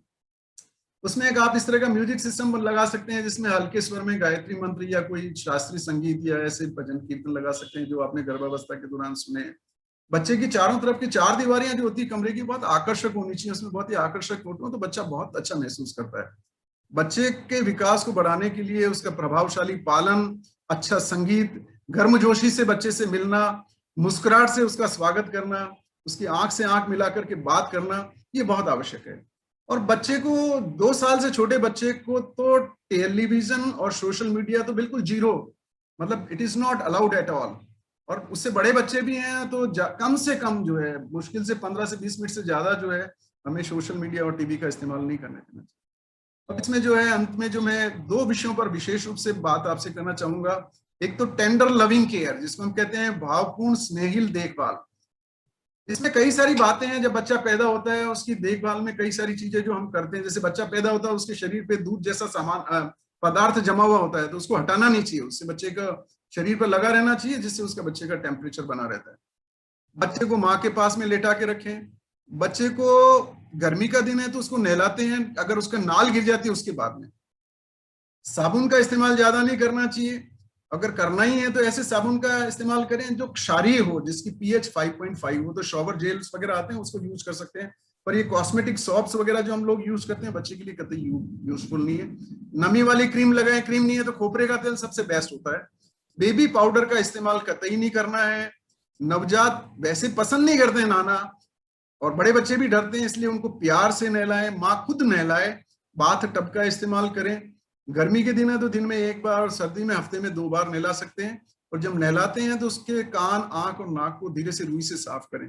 तो बच्चा जब नहलाते हैं स्वस्थ रहता है, तो उसके बाद उसको नींद भी अच्छी आती है। नहलाते के वक्त जो है उसके हाथ पैरों को हम मिलाते हैं, उसकी जो एक्सरसाइज भी हो जाती है। उसके पहले हम उसकी मालिश भी कर सकते हैं। तो उन सब चीजों से बच्चे के विकास में बहुत फायदा होता है।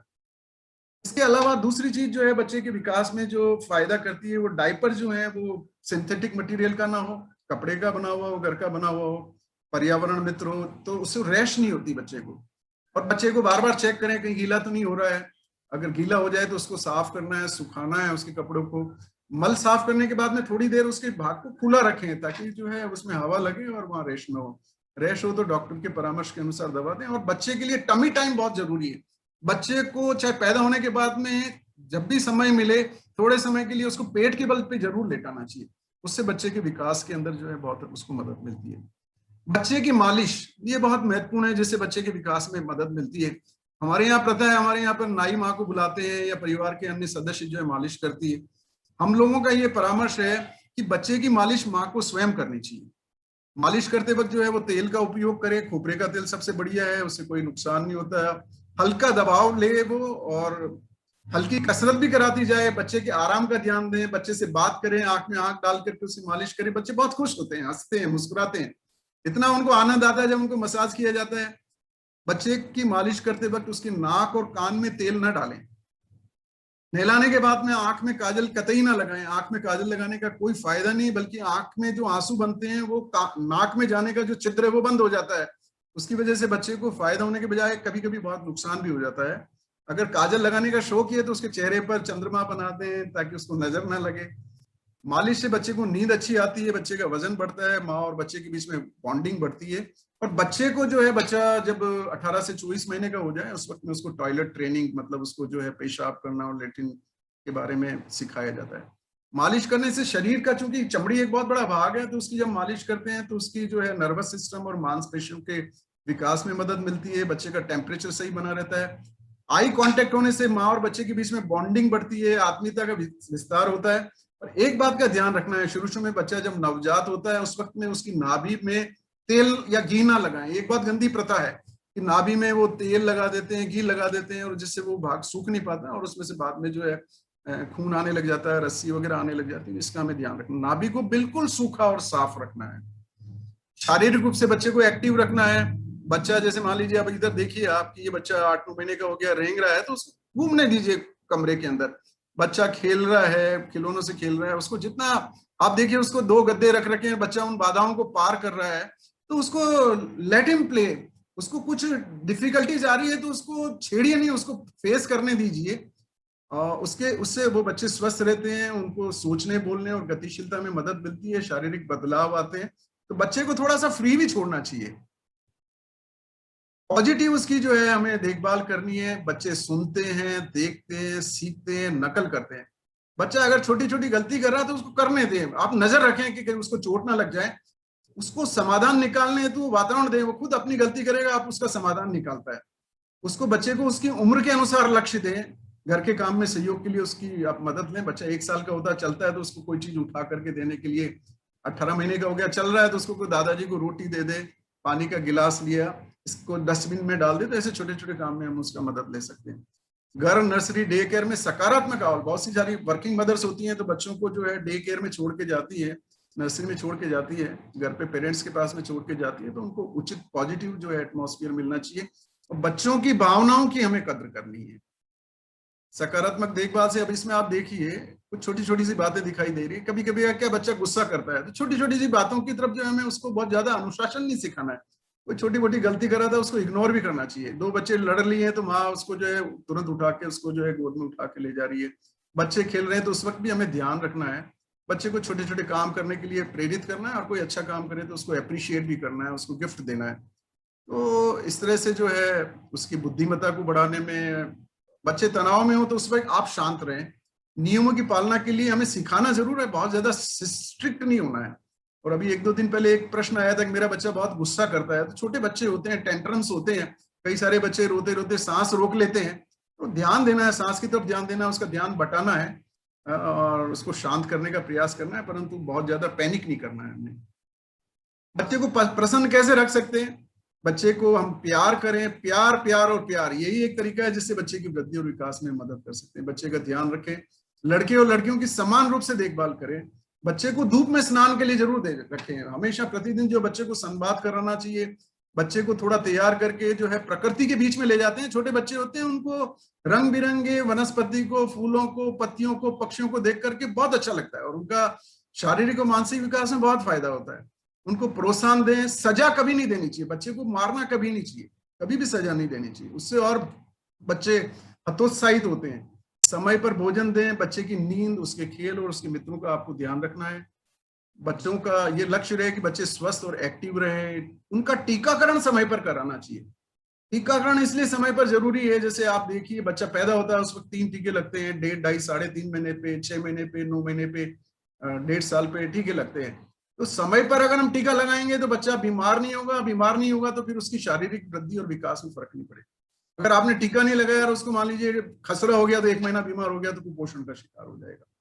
तो कोई भी बड़ी बीमारी होगी तो बच्चे को संभालना बहुत मुश्किल होता है, इसलिए टीकाकरण भी वृद्धि और विकास में बहुत जरूरी है। तो आपको जो सारणी दी गई उसके अनुसार उसका टीकाकरण कराना है। समय समय पर वजन वृद्धि का चार्ट, उचित आहार, नींद, खेल, उसकी उम्र अनुसार विकास हो, टीवी और मीडिया से दूरी रहें। और लास्ट में जो है बच्चों को किस प्रकार से खेल खिला सकते हैं, प्रोत्साहन दे सकते हैं, उसके बारे में थोड़ा सा बताया गया है कि जैसा मैंने आपको बताया ना कि बच्चे के शुरू में जो है न्यूरॉन्स बनते हैं, बहुत अधिक संख्या में होते हैं, पहले साल में बहुत ज्यादा न्यूरॉन्स बनते हैं और पहले साल के बाद में उनकी प्रूनिंग शुरू होती है। धीरे धीरे जो उसमें से जो काम के जो कनेक्शंस नहीं होते हैं उनको जो है धीरे धीरे कम होने लग जाते हैं। ऐसे समय में जो है हम उसको खेल से और प्रोत्साहन के द्वारा प्रॉपर सिनेप्सिस बनाने में, प्रॉपर कनेक्शंस बने और उसकी न्यूरोप्लास्टिसिटी ठीक हो, उसमें हम मदद कर सकते हैं। तो खेल खिलाना कब कब कब है, इससे उसका जो है ब्लूमिंग और ब्रूनिंग में मदद मिलती है, उसका हमें फायदा उठाना है। इस समय को हमें खोना नहीं है, जितना जल्दी हो सके बच्चे को हमें खेल के लिए प्रोत्साहित करना है। बच्चे का सही समय और उसका मूड देके हम खिलाएं। ऐसा कैसा खेल खिलाएं जो दोनों को खुशी दे, माँ को और बच्चे को दोनों को खुशी दे और उसकी उम्र के अनुसार, उसके विकास के अनुरूप हो। प्रत्येक बच्चे को जो है इसकी जरूरत होती है और कौन खिला सकता है, उसकी माँ या उसकी देखभाल करने वाले दादा दादी हैं या उसके पेरेंट्स है या उसकी आया जो उसकी देखभाल करी वो खिला सकते हैं। कहाँ पर बच्चा खेल सकता है, घर पर खेल सकता है या सहयोगी या प्ले ग्रुप जहाँ है वहां पे भी खेल सकता है। खेल जो है उसकी पसंद के अनुसार हो, हर बच्चे को जो है एक विशेष प्रकार का खेल उसका होता है जिसमें वो रुचि लेता है, तो हमें बच्चे को प्रोत्साहित करना है, उसका विश्वास बढ़ाना है, खेलते वक्त उस पर निगरानी दें, उसको खेलने में सहायता देनी है पर डायरेक्शंस नहीं देने, उसको लेट हिम प्ले अपने आप, उसको सुरक्षित और प्रेरक वातावरण दें।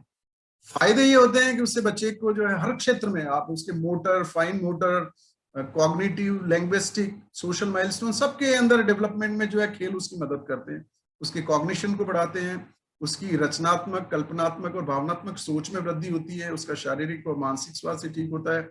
सामूहिक खेल से भावनात्मक रूप से और सहयोगी और सामाजिक स्किल्स विकास में और जीवन जीने की कला और संबंध में सुधार भी वो सीखता है। कौन से खेल खिला सकते हैं? 6 माह से छोटा बच्चा है तो आपस में बात, जैसे माँ बच्चे से बात कर रही है, बच्चे को बार बार सेंस स्टिमुलेट कर रहे हैं, जैसे बच्चे को आप टच कर रहे हैं, स्पर्श कर रहे हैं, बच्चे को हग कर रहे हैं, बच्चे को किस कर रहे हैं, उसकी आंख में आंख मिला के बात कर रहे हैं, बच्चे के सामने अलग अलग तरह की आवाजें निकाल रहे हैं, तो बच्चा बहुत खुश होता है, किलकारी मारता है। तो बच्चे की आवाज, वो कुछ बोल रहा है तो उस पर ध्यान दें। छिपा छिपी कर सकते हैं, जैसे छोटा बच्चा है उसको आपने चादर डाल दी फिर आप हटा रहे हैं तो उसमें बड़ा अच्छा लगता है। थोड़ा बड़ा बच्चा होने लगता है तो उसको कांच में उसकी शक्ल देख के बड़ा खुश होता है। ऐसे समय में उसको जो है झुनझुना, घंटी, जो आवाज करने वाले खिलौते हैं वो ज्यादा देने चाहिए। कई सारे बच्चे जो है झुनझुने को पसंद करते हैं, घंटी आवाज, कई सारे बच्चों को ऐसे खिलौने दिए जाते हैं जिनको दबाने से उसमें से आवाज आती है। झूले का इस्तेमाल कर सकते हैं, झूले के ऊपर लटका सकते हैं खिलौने को, जिसकी तरफ बच्चा उसको पकड़ने की कोशिश करता है तो उसके मूवमेंट्स अच्छे होते हैं। घूमने और आवाज करने वाले खिलौने, चमकीले गेंद, रंगीन फोटो, खिलौना कार, कांच, रिंग्स, ऐसी लाइट जो बार बार चमकती बंद होती है तो बच्चे बहुत खुश होते हैं। और ऐसे खिलौने जिनको बच्चे मुंह में ले जाते हैं, वो जिनको आप साबुन से बाद में धो सकें, तो इस प्रकार के खिलौने 6 महीने से छोटे बच्चों को देते हैं। 6 से 12 माह के बच्चों को जो है प्रतिक्रिया क्रिया वाले खिलौने हैं, स्टैकिंग वाले जो मैंने आपको बताया था, क्यूब्स हैं, नेस्टिंग है, बिल्डिंग बनाने के हैं, पुश एंड पुल टॉयज हैं, गीत, कविता, संगीत, आकार और आवाज करने वाले, खाली करने और भरने वाले, जैसे आपने एक बर्तन दे दिया और उसमें छोटी छोटी सी जो है चीजें वो डाल रहा है और फिर निकाल रहा है, डाल रहा है, निकाल रहा है, डाल रहा है। मुखोटे, मुंह पे आपने मुखोटा लगाया बच्चे के सामने, ये बड़ा उसको देख के बड़ा खुश होता है। तो इस प्रकार से आपने आटा उसको दे दिया तो बच्चा उसको अलग अलग आकृति बनाता है, उसको दबाता है और उससे बड़ा खुश होता है। तो मोल्डिंग क्ले भी दी जा सकती है जिससे वो अलग है। फोन है, जानवर है, गाड़ियां है, साइकिल है, इस प्रकार के खिलौने 6 से 12 माह पे दिए जा सकते हैं। 12 से 24 माह में उसके खिलौने, उसके वो कल्पना वाले खेल, कहानी सुनाना है, बॉक्स है, जार है, टोकरी है, समस्या सुलझाने वाले खेल है, संगीतमय बटन वाले खेल है, पिक्चर की किताब उसको पलट करके बड़ा खुश होता है, अलग अलग जानवरों की आवाजें निकलती है उसको देख के खुश होता है और उससे खेलना पसंद करता है। इस प्रकार से इस चित्र में ये दिखाया गया है। हम अपने जो क्षेत्र थे, हमारी जो कुपोषण उपचार केंद्र था, उसमें जो है हम इस प्रकार से माताओं को प्रेरित करते थे। ये कोई इस पे लाइनिंग कर रहा है actually, someone is putting lines on the screen, please ऐसा ना करें। तो इस प्रकार से जो है छोटे छोटे घर पर गरीब माताएं अपने घर पर भी खिलौने बना सकती हैं। इस प्रकार से बॉटल के अंदर जो है कंकड़ डालना करना है, और ये इस प्रकार से ट्रॉली है खींचने की है। पानी की बॉटल्स होती हैं अलग अलग आकृति की, उनको काट के एक के अंदर एक उसको स्टैकिंग करने का है। ये एक आपने एक डोल बनाई, उसको काट दिया और बच्चे को बोलते हैं, फिर उसको वापस मिला करके बनाने की पिक्चर बुक्स वगैरह हैं। इस प्रकार के खिलौने का इस्तेमाल कर सकते हैं। 0 से 6 माह के बच्चे को जो है स्क्रीन से बिल्कुल दूर रखना है।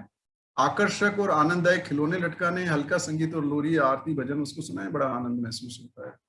12 से 24 माह के बच्चे को, जैसा मैंने आपको पहले भी कहा, मोबाइल टीवी कतई ना दिखाए, बेबी सॉन्ग सुनाए, खुद उसको गा के सुनाए। इस प्रकार से बच्चे को जो है काफी। तो अंत में जो है मैं अपनी बात को जो है समाप्त करने से पहले जो बात मैंने आपसे सामने रखी उसको जो है समअप करने की कोशिश करूंगा कि बच्चे की शारीरिक और विकास में जो है प्रथम 2 वर्ष बहुत महत्वपूर्ण है, और ऐसे समय में उसकी वृद्धि के नाप के लिए समय समय पर उसका वजन, उसकी लंबाई, सिर की गोलाई का नाप नियमित रूप से लिया जाना चाहिए। उसकी वृद्धि पर और उसके जो माइलस्टोन अचीव जो कर रहा है उसके ऊपर हमें निगरानी रखनी है, उसका मूल्यांकन करना है। समय पर उससे जो हमें उचित प्रोत्साहन देना है, उचित खेल खिलाने हैं, भावपूर्वक उसकी देखभाल हो। माँ और बच्चों के बीच में अंतरंगता कैसे बढ़े उसके ऊपर विशेष ध्यान देना है। और हर बच्चा अलग है, हर बच्चा अलग होता है। कब so don't compare your child with other baby, कि वो बच्चा तो ऐसे कर रहा है, मेरा बच्चा तो पीछे। कभी भी अपने बच्चे की दूसरे बच्चे से जो है हमें उसकी जो है कंपैरिजन नहीं करना चाहिए। तो इस प्रकार से ये जो चार्ट है उसके जो है वो हम आप लोगों को जो है उसकी माइलस्टोन्स के हमारे कार्यकर्ताओं के माध्यम से गर्भवती माताओं को डिलीवरी के बाद में उपलब्ध कराएंगे। हमारा आपसे निवेदन रहेगा उनको आप भरें। इसके अलावा आपके पास में जो है अस्पताल में आप रजिस्ट्रेशन करवाते हो तो आपको ममता कार्ड दिए जाते हैं।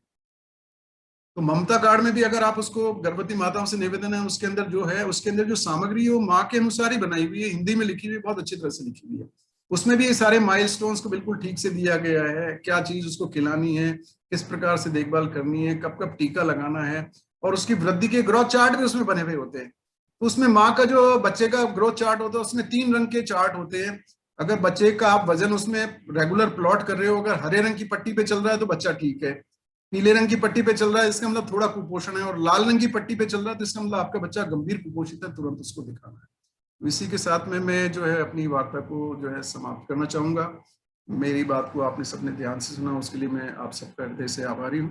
परम पूज्य गुरुदेव, परम वंदनीय माता जी और गुरु सत्ता और आदरणीय डॉक्टर साहब और दीदी का, और हमारी मार्गदर्शक आदरणीय गायत्री जी शर्मा जी का विशेष रूप से आभारी हूँ। धन्यवाद। हम लोग क्वेश्चन आंसर्स का सेशन शुरू करते हैं। आवाज आ रही है आपकी ममता जी? हाँ जी, सभी बड़े जनों को मेरा सादर प्रणाम। सर, मैं आपसे ये क्वेश्चन पूछना चाहती हूँ कि मेरा अभी 7th मंथ चल रहा है और मैं प्री डायबिटिक हूँ। मेरी एज जो है वो 34 साल है, 34 इयर्स।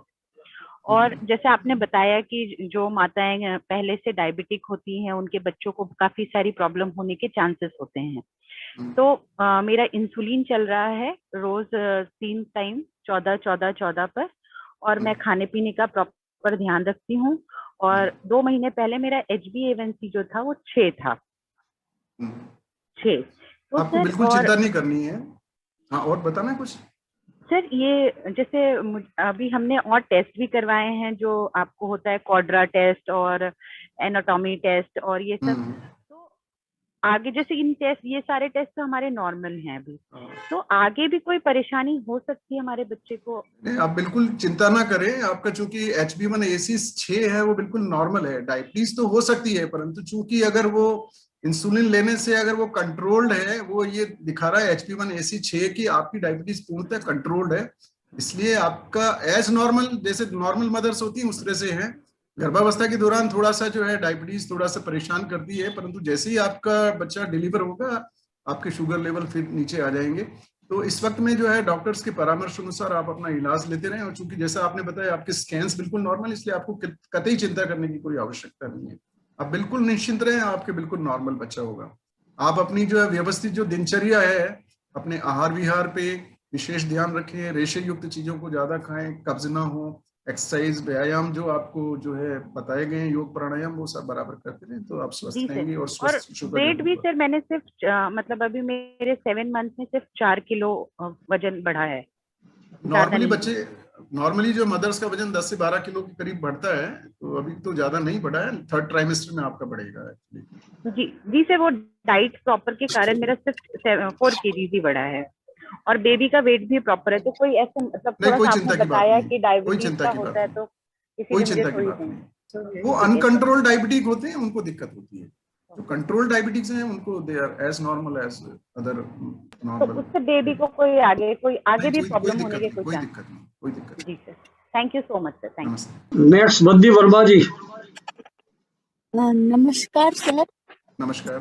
सर मेरा 8वां मंथ चल रहा है और जब मैं शुरू में मैंने टेस्ट कराया था तो मैंने थायराइड बताया था जो प्रेगनेंसी में ही हुआ है, तो उसकी दवा भी चल रही है सर। बट मेरा वजन नहीं बढ़ रहा है सर।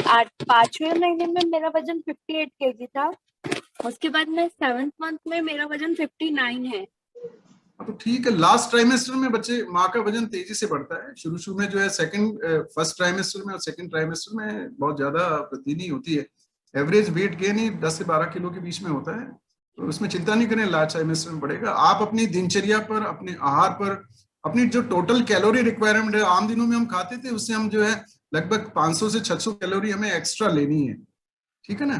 तो हमारा अतिरिक्त हमें जो है पोषाहार लेना है, और जैसा आपको आहार के बारे में बताया कि उस तरह से लें, अपनी दिनचर्या को ठीक से रखें, अपने योग प्राणायाम वगैरह पर बराबर करते रहें और ध्यान करें, अपनी मानसिक स्थिति को ठीक रखें, स्वाध्याय करते रहें, तो निश्चित रूप से उसमें सर धड़कन बहुत बढ़ जाती है मेरी और सर बहुत हांफने लग जाती हूँ मैं। है। बहुत धड़कन बढ़ जाती है और सांस फूलने लग जाती है मेरी। ये सामान्य चेंजेस होते हैं, उसमें घबराने की कोई जरूरत नहीं है। गर्भावस्था में कुछ सामान्य परिवर्तन होते हैं जिसमें कभी कभार टेकीकार्डिया भी हो सकता है, उसमें कुछ। नेक्स्ट इंदिरा जी शर्मा। हाँ भाई साहब, आवाज आ रही है? आ रही है। आ रही है, आ रही है। हाँ, प्रणाम भाई साहब। प्रणाम। आपका प्रोग्राम बहुत बढ़िया था। तो एक तो मेरा प्रश्न ये है कि जैसे आपने बताया कि माँ गर्भ धारण करे उससे पहले भी टीका कोई लगेगा बच्चे मतलब माँ को? माँ जब प्लान करती है तो 6 महीने पहले जो है 2-3 तरह के टीके एडवाइस किए जाते हैं। उसमें एक टीका तो सबसे महत्वपूर्ण है जिसको हम कहते हैं MMR का टीका, जिसमें रूबेला होता है, तो बच्चे माँ को फिर रूबेला की बीमारी नहीं होती है। दूसरा उसको जो है टी-डेप्ट का टीका लगाया जाता है और एक फ्लू का टीका लगाया जाता है। और अगर आपने कोई पहले अगर वो जो है पेपिलोमा वायरस वाला टीका नहीं लगाया तो HPV का टीका भी लगाया जाता है। तो ये जो पढ़ी लिखी महिलाएं हैं जो अपने स्वास्थ्य के प्रति जागरूक हैं, तो वो गर्भावस्था से धारण करने के 6 माह पूर्व जो है परामर्श लेकर के डॉक्टर से ये 3-4 तरह के टीके लगवा सकते हैं। डॉक्टर साहब, एक और मेरा प्रश्न है कि जैसे कि साइंस की उन्नति इतनी अच्छे से हो गई है कि गर्भ में ये पता लग जाता है कि बच्चा मतलब नॉर्मल है या एबनॉर्मल है। तो यदि किसी माँ का बच्चा एबनॉर्मल है और उसको मतलब ये पता लग जाए डॉक्टर्स को कि ये पैदा होगा तो ये इस विकृति के साथ पैदा होगा, तो ऐसे बच्चे को धरा पर लाना चाहिए या नहीं लाना चाहिए? अगर ऐसी आजकल तो क्या है कि 12 हफ्ते पे ही जो है इस प्रकार का पता लगने लग गया है, और कभी तो ऐसे समय पे वो डॉक्टर उनको परामर्श देते हैं कि वे बच्चे को इस प्रकार का जो रोग है जो भविष्य में उसको नुकसान पहुंचा सकता है, तो पेरेंट्स अगर चाहते हैं तो उसका गर्भपात भी किया जा सकता है। MTP के रूल्स हैं उसके लिए, तो उसका गर्भ समापन किया जा सकता है। क्योंकि ऐसे एक विकलांग बच्चे को अगर हम बाहर लाएंगे तो उसका सर्वाइवल प्रॉपर हो नहीं पाता है। बहुत ज्यादा अगर विकृति होती है तो उसको जो है MTP रूल्स के अंतर्गत जो है उसका गर्भ समापन अगर पेरेंट्स चाहे तो किया जा सकता है।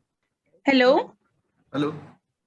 Thank you so much sir. मेरा एक क्वेश्चन है, जैसे आपने कहा कि जो वर्किंग महिलाएं हैं IT में और इसमें, तो मैं एक्चुअली IT में काम करती हूँ कंप्यूटर्स पे और लैपटॉप पे, तो वर्क फ्रॉम होम ही है, लेकिन मेरा काम रहता है कि 6 to 7 आवर्स मुझे लैपटॉप पे काम करना पड़ता है। तो उसका रेडिएशन आपने जैसे बताया, बट मैं मतलब लैपटॉप को ऊपर रखती हूँ टेबल पे, फिर भी प्रभाव पड़ेगा रेडिएशन का? कैसे कर नहीं, सकते उसमें एक्चुअली मैंने आपको कहा उसको लैप में नहीं रखना है, गोद में रख के काम नहीं करना है आपको, और बीच बीच में आप हर 30-40 मिनट के बाद में 5-10 मिनट का ब्रेक लें एक्चुअली, है ना। अच्छा। तो उससे जो है उसका प्रभाव थोड़ा कम हो जाता है। सर कंटिन्यूस भाई आपकी प्रोफेशनल आपकी लायबिलिटी है तो आपको काम तो करना ही पड़ेगा, तो यही तरीका हो सकता है। लैब में रखने से डायरेक्ट रेडिएशंस होते हैं, आप टेबल पे रख रहे हैं, काफी दूर रख रखा है, तो उसका इतना प्रभाव नहीं होता है। और सर आप जैसे मैं पहले जूस लेती थी फ्रूट का, वेजिटेबल्स का, क्योंकि वो अच्छा नहीं लगता था बीटरूट खाने में, पर फिर डॉक्टर ने कहा कि नहीं जूस नहीं लेना चाहिए, आप उसको ऐसे ही खाओ।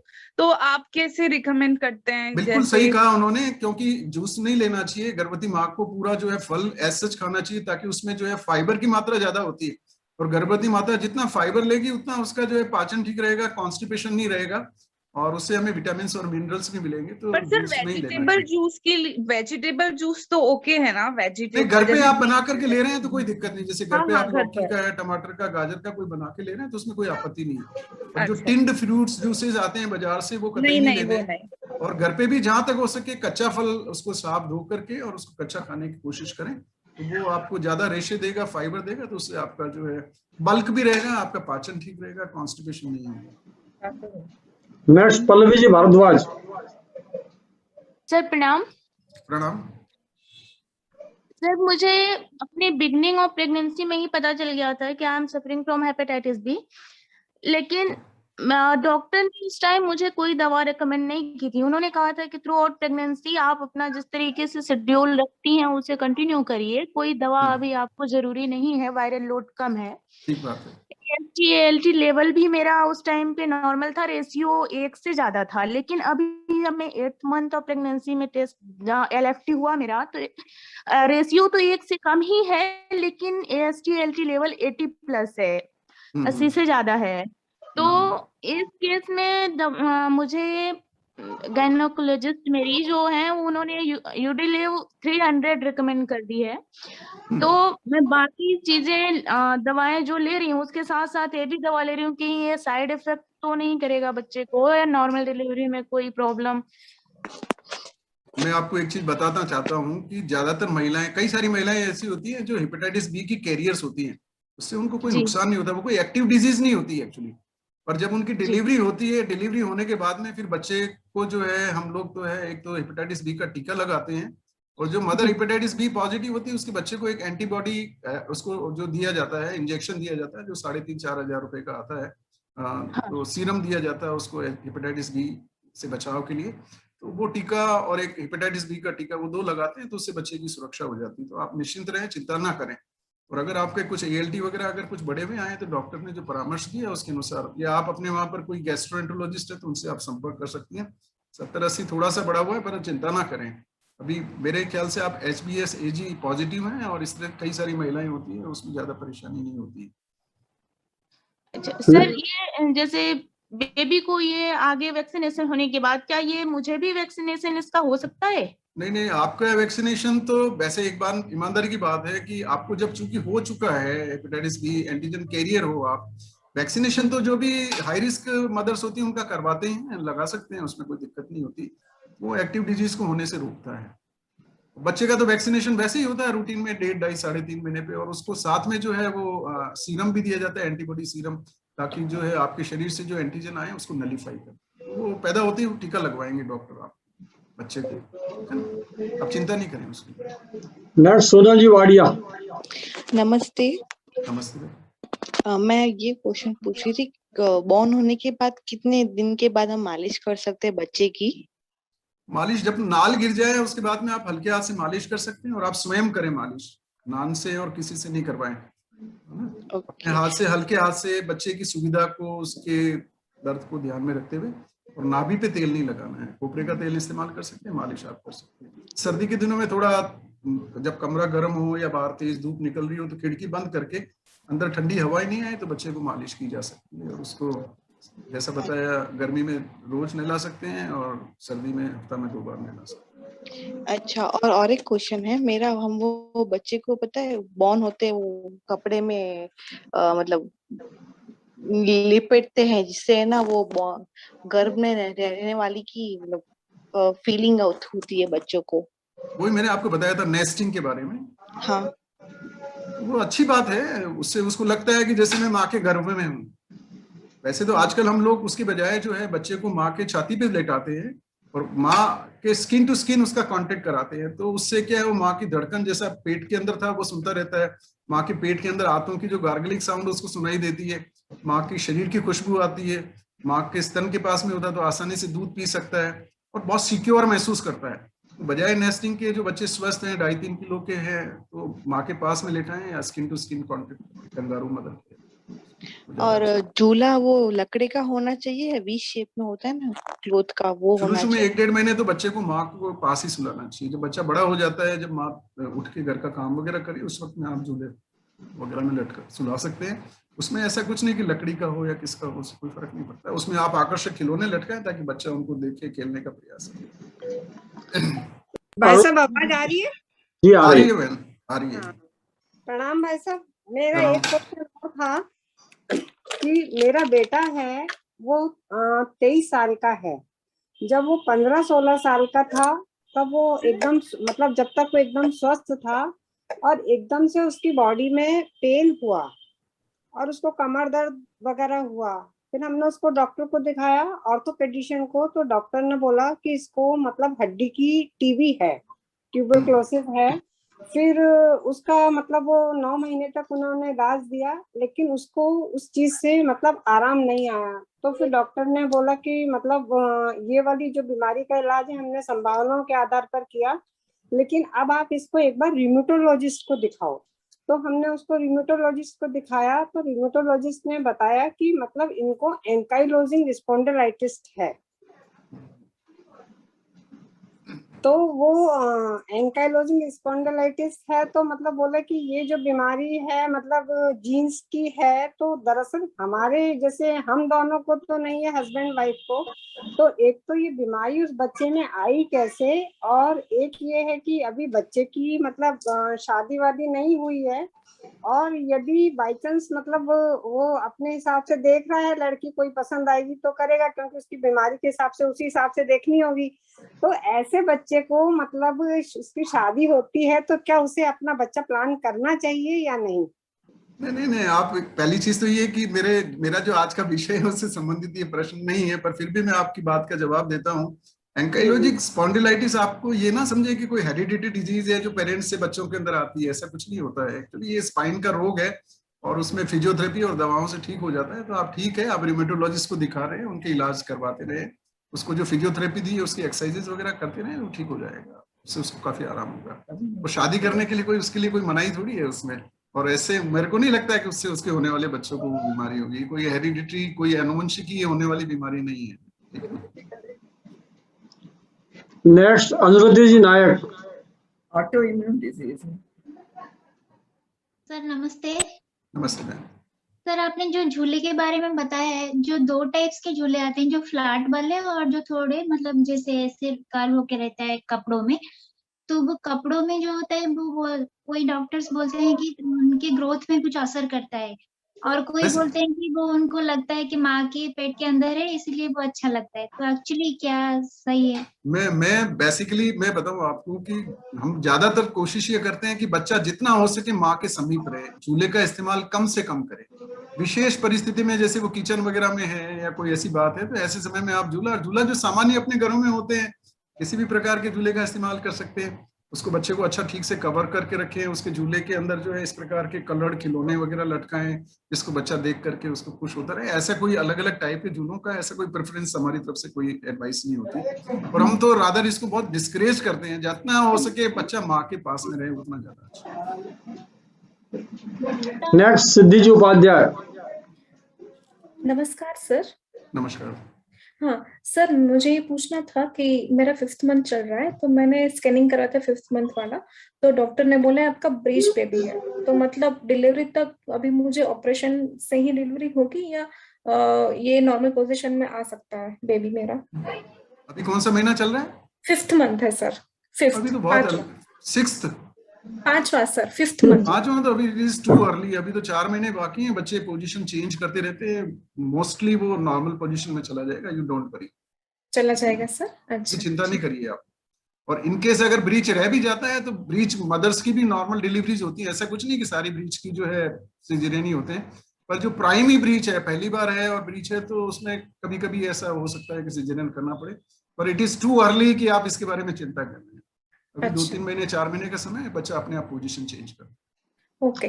और सर मेरा दूसरा सवाल ये था कि बच्चों को मालिश कौन से ऑयल से करनी है या क्रीम से? अगर ऑयल से करनी है तो नहीं, कौन कोई सा? कॉस्मेटिक ऑयल वगैरह ये बाहर के जो आते हैं ना, वो किसी प्रकार का ऑयल इस्तेमाल नहीं करना चाहिए। जहां तक हो सकता है सेफेस्ट है खोपरे का तेल, जो सब घरों में उपलब्ध होता है, सूदिंग होता है, उसका पीएच भी अच्छा होता है, वही सबसे बेस्ट है। बाकी और बाजार के जो महंगे और सुगंध वाले तेल और ये जो अलग अलग कंपनी के जो प्रोडक्ट्स आते हैं, उनका कतई इस्तेमाल न करें। Okay sir, thank you sir. नमस्ते।